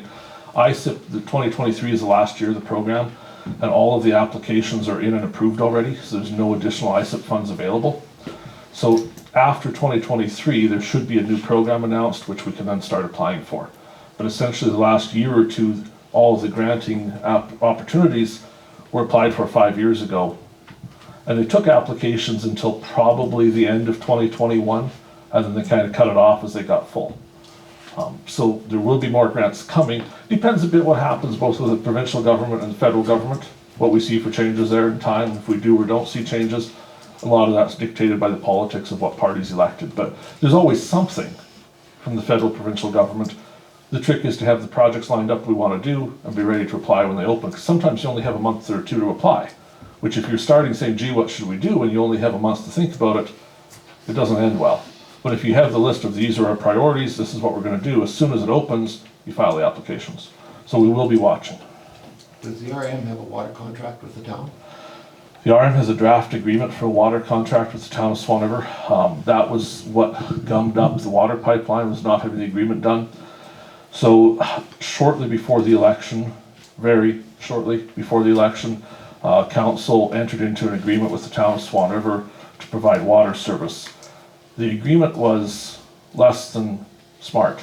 It provided for us to pay the full commercial rates for water that you would pay in Swan River if you were housed there, plus pay an additional $2.7 million for the privilege of accessing the water from the town of Swan River. And that's not a one-time payment, it's a payment over time as a rider on the rates. And certainly we've had the conversation with the new town council, and I've said that the rates are out to lunch. If we're gonna pay $2.7 million for capital to pay for the plant and everything, why would we pay full price for the water? Because if we're paying full price for the water, we shouldn't owe them anything else. It doesn't make sense we pay for both. And what they essentially said was, when we sent it over to Swan Valley West, we thought they'd reject it. We thought they'd negotiate and send it back with different numbers. We were the shocked people we were when they said, okay, and signed it. They were used to negotiating with the old Swan Valley West. No matter what you told the council, they came back and said they'd pay you half. So they put as much as they could dream into the agreement, and council didn't come back and say, we'll pay you half like they expected. They said, we'll just pay it. And part of that, there was conversation. I don't think it's a big secret. Before the election, there was a push the last 6 weeks to wrap up every single thing that had been going on for 4 years to say, look, we accomplished all this stuff. So yeah, the old council accomplished a water agreement. It's just dumb. Like, why would we pay $2.7 million more than we should? So we're asked the town to renegotiate, and we are. But we'll see where it goes. Didn't many years ago the RM contributed to the pump house station and put in a bigger pump to accommodate rural water? I can't answer that. I know there is a bigger pump to accommodate rural water, I just don't know who paid for it. But it was, the town of Swan River water plant was upgraded with the view of a rural water pipeline. It only runs at about 25% capacity to this day because the other 75% is sitting in reserve for a rural water pipeline. Yes? Are we still paying for the Swan River pool? We are. Why? Swimming's really fun. So I'll speak to the pool. Obviously, if you go back in history enough, there was a referendum-ish type thing held where Swan Valley West, at that point, the arm of Swan River was still that, chose not to be part of capital. Then immediately after got into paying for yearly fees to the pool. For 4 years, there was an agreement that we would pay our fair share of the pool up to a maximum of $100,000. So some years our fair share was 150 or 160,000. According to a fair share is what the agreement said. I'm not going to say it's fair, it's what it said. So we were limited paying 100,000. When that agreement ended was about the time of the fire department fiasco, the fighting over fire coverage, all of that went on. A new agreement was signed by the old council, again, not that long before the election, that took away the $100,000 limit. So we would pay whatever it was, even if it was 160. And as it turned out, for 2022, the answer was $160,000 we were supposed to pay towards the pool, which is a lot of money. When we went back to the numbers, the town only had 50 people using the pool in their calculation. So for each person that used the pool from Swan Valley West, we were paying $11,000 for the privilege of them having gone swimming. I was a little flippant about it. If you saw the meeting, I said, well, there's a solution to this. We're just going to buy pool passes for residents of the town of Swan River. Because every $200 pool pass we buy for a Swan River resident, we save $11,000. Let's buy 100. And they're going to pay us to have the pool. It did cause us to go back and look at the numbers. And it caused the town to go back and look at the two. As it turned out, the numbers were wrong. Way more than 50 people used the pool. Surprise. So under the new adjusted numbers, this 2022 is about 68,000 to the pool. So it's probably still $68,000 more than people in this room would like it to be. I get that, but that is the current agreement. The agreement that was signed with the old council doesn't have an expiry date. It goes until it's terminated. As good neighbors, we would prefer not to terminate the agreement and have nothing with the town. We are trying to work together with them as much as we can, so we're renegotiating the agreement with the intention of terminating the old agreement by signing a new one that we like the terms of a little better. The question came up in the back earlier about fire departments and what we're going to do with that. That's part of that whole discussion. We're trying to divorce fire from everything else. We have commitment from the town of Swan River that we will take the fire department out of negotiations. So we will never again negotiate fire coverage on the basis of did we pay for the pool. We're aiming towards owning 50% of a fire department that's called the Swan Valley Fire Department. We don't know if it's going to happen. Negotiations are ongoing. In my dream world, Swan Valley West and the town of Swan River each own half on day one. And we structure that agreement so that we have a couple reps from council on the board, but we have the fire chiefs on the board, we have some captains on the board, we have people running our fire departments that actually know how to fight fire, instead of politicians that really, we make a lot of fires, but we don't fight them well. What do you do with the new building? The new building in Swan River, if we can move it, Benito would be option one, but we can't, so that's out. Swan River, we'll get really deep into fire then. Swan River is buying a new $1 million pumper this year. They have a debenture they're working on getting for that to buy the pumper. So we happen to have a pumper that would work perfectly fine for them. And they could save $1 million by not buying a new one. So last week we had the pumper evaluated. We're getting valuations done on it and also making sure everything's fine, with the intention of that becoming the new Swan River pumper. So instead of them buying a new one, it will become the Thunder West pumper goes to the Swan River Fire Hall. Their old pumper will come to what you know as the Thunder West Fire Hall as a spare, because the building's there and it has to be heated anyway, so why not have it sit for now? Going forward, they were also looking at expanding the fire hall in Swan River. If we use the Swan River Fire Department, which is where we are right now, Swan River provides all of our fire coverage in the northern part of the municipality, we rightly so pay the share of running that department, which if they built onto the fire hall, we would likely pay a share of that. They have indicated they likely would not need to expand the fire hall if they made use of the Thunder West Hall. So you would see Fire Hall 1 and Fire Hall 2. The hall you know as the Swan River Fire Hall now would maintain all of the things that respond on first response to an emergency. So the 2 pumpers would be there.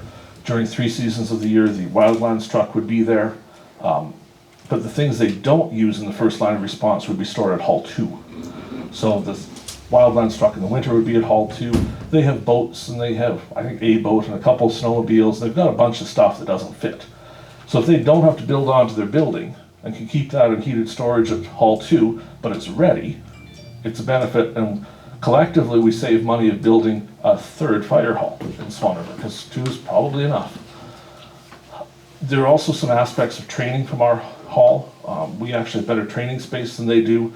There's a few things that are actually much nicer at the Thunder West Hall, so they would like to use it for their training program. It's very close to the training grounds, so they might even use that older pumper to do the training, so the new pumper's ready to go if there's a fire. There's a lot of negotiations ongoing. Until we see exactly where it ends, we just don't know. We'll be back to tell you about that in a month or 2, we hope, of what we're going to do. So ultimately, the town and the RM could jointly own and share both fire halls. Yes. And, you know, to me, like I said before, those conversations I don't like to have.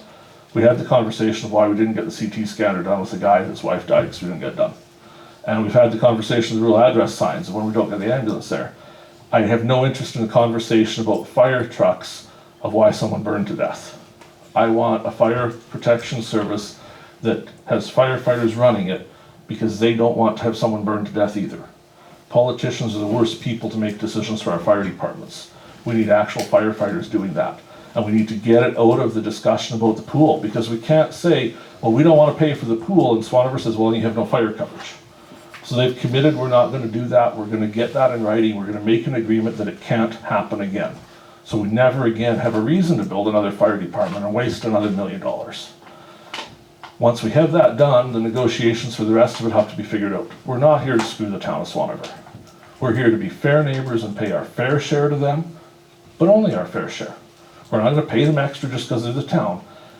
You know, we surround them. We're still the bigger municipality. At one time, we were equal. If you go back far enough, the rural area was smaller than the town. At this point, we're substantially larger than the town. Our assessment base is more. The town's a little brother to Swan Valley West. We want to be equal. We want to play fair with them. We're not going to pay them extra. They have offered to pay for some of our services. For example, they wish to start paying towards the Benito Rec Center because they're aware that people from Swan River come here and use it. So we're working through this process to see them contribute to our rec center, contribute to the ski hill, to be valid partners where it goes both ways.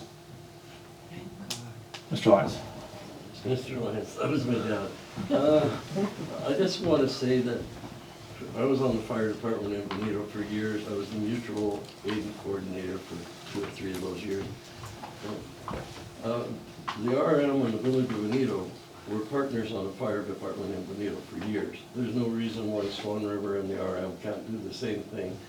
As far as working together, our mutual aid district, we have the utmost respect for Swan River, and they have the utmost respect for us.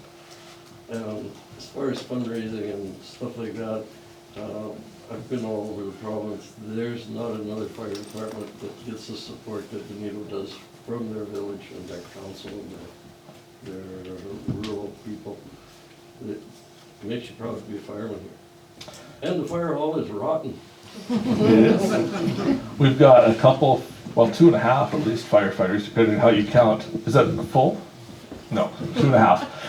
Firefighters here tonight, and just, you know, fire's consuming a lot of my time right now, talking about it with people. Some of the comments I heard from Swan River this, was it yesterday? Friday or Monday?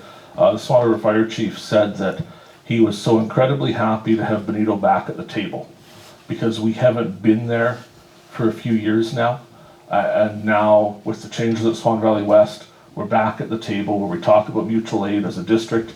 There's a new mutual aid agreement being proposed. There's some noise on that, but we'll get through it. We'll figure out what's right for everything. We have the Benito firefighters as of a few weeks ago now get their mileage to train in Swan River, where they weren't necessarily always getting that, so there's some more training opportunities. Those departments are really, really working together better than they have for a while, and we intend for that to continue.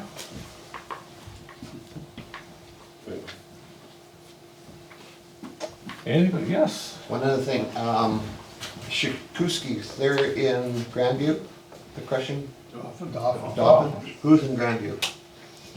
Sterling. Sterling have a pit not far from Cook's Pit in the north. Very good gravel there. It has not been touched. They own a whole quarter section of it. When I was in council, they gave Don Bobick and council permission to use some yardage. We never did, to see what it was like. But they would be the ones to contact for crushing, and they're not gonna let Cooks on their gravel pit, that's for sure. So you should talk to them. I don't wish to say too much in public about the negotiations ongoing for gravel, but negotiations are ongoing for gravel and you're not far off the mark. Anybody else is brave in front of everybody, and otherwise we'll call it quits so you can just come talk to us all? I just find it interesting that when we're doing graveling up here, grader men sit down with somebody with colored markers and decide how many loads on a mile. And when we turn around and go back down the road and into gravel, the checker's out on the side of the road and the graders are sitting at the corner, and they'll tell you where you need an extra load and where you need to go to a different pit. Previous council didn't see fit to have a gravel checker the last several years, which was a decision. Not a great one, but it was a decision. The truckers you got hauling gravel right now, Halliburtys or whatever? So specifically to that, their contract expired December 31st. It was optioned for renewal. They did not renew. We'll be issuing tenders shortly. They were very good truckers. They slowed down whenever they were approaching a vehicle. And they were asked on one road, how come you didn't spread gravel on that portion? And the trucker said, I didn't think it needed it there. I'm putting extra up on this area. So they were thinking. They were very good. Unfortunately, there's a health issue there that's caused non-renewal of the contract. So unfortunately, they probably won't be bidding, but we'll do our best. Okay, with that, thank you all for coming. We didn't know if we were getting 5 people tonight or 500. We so appreciate you all came. We'll be sticking around, so please come visit, talk. We'd love to hear what you have to say. Well, I'd like to thank you. This was a good presentation. I need that.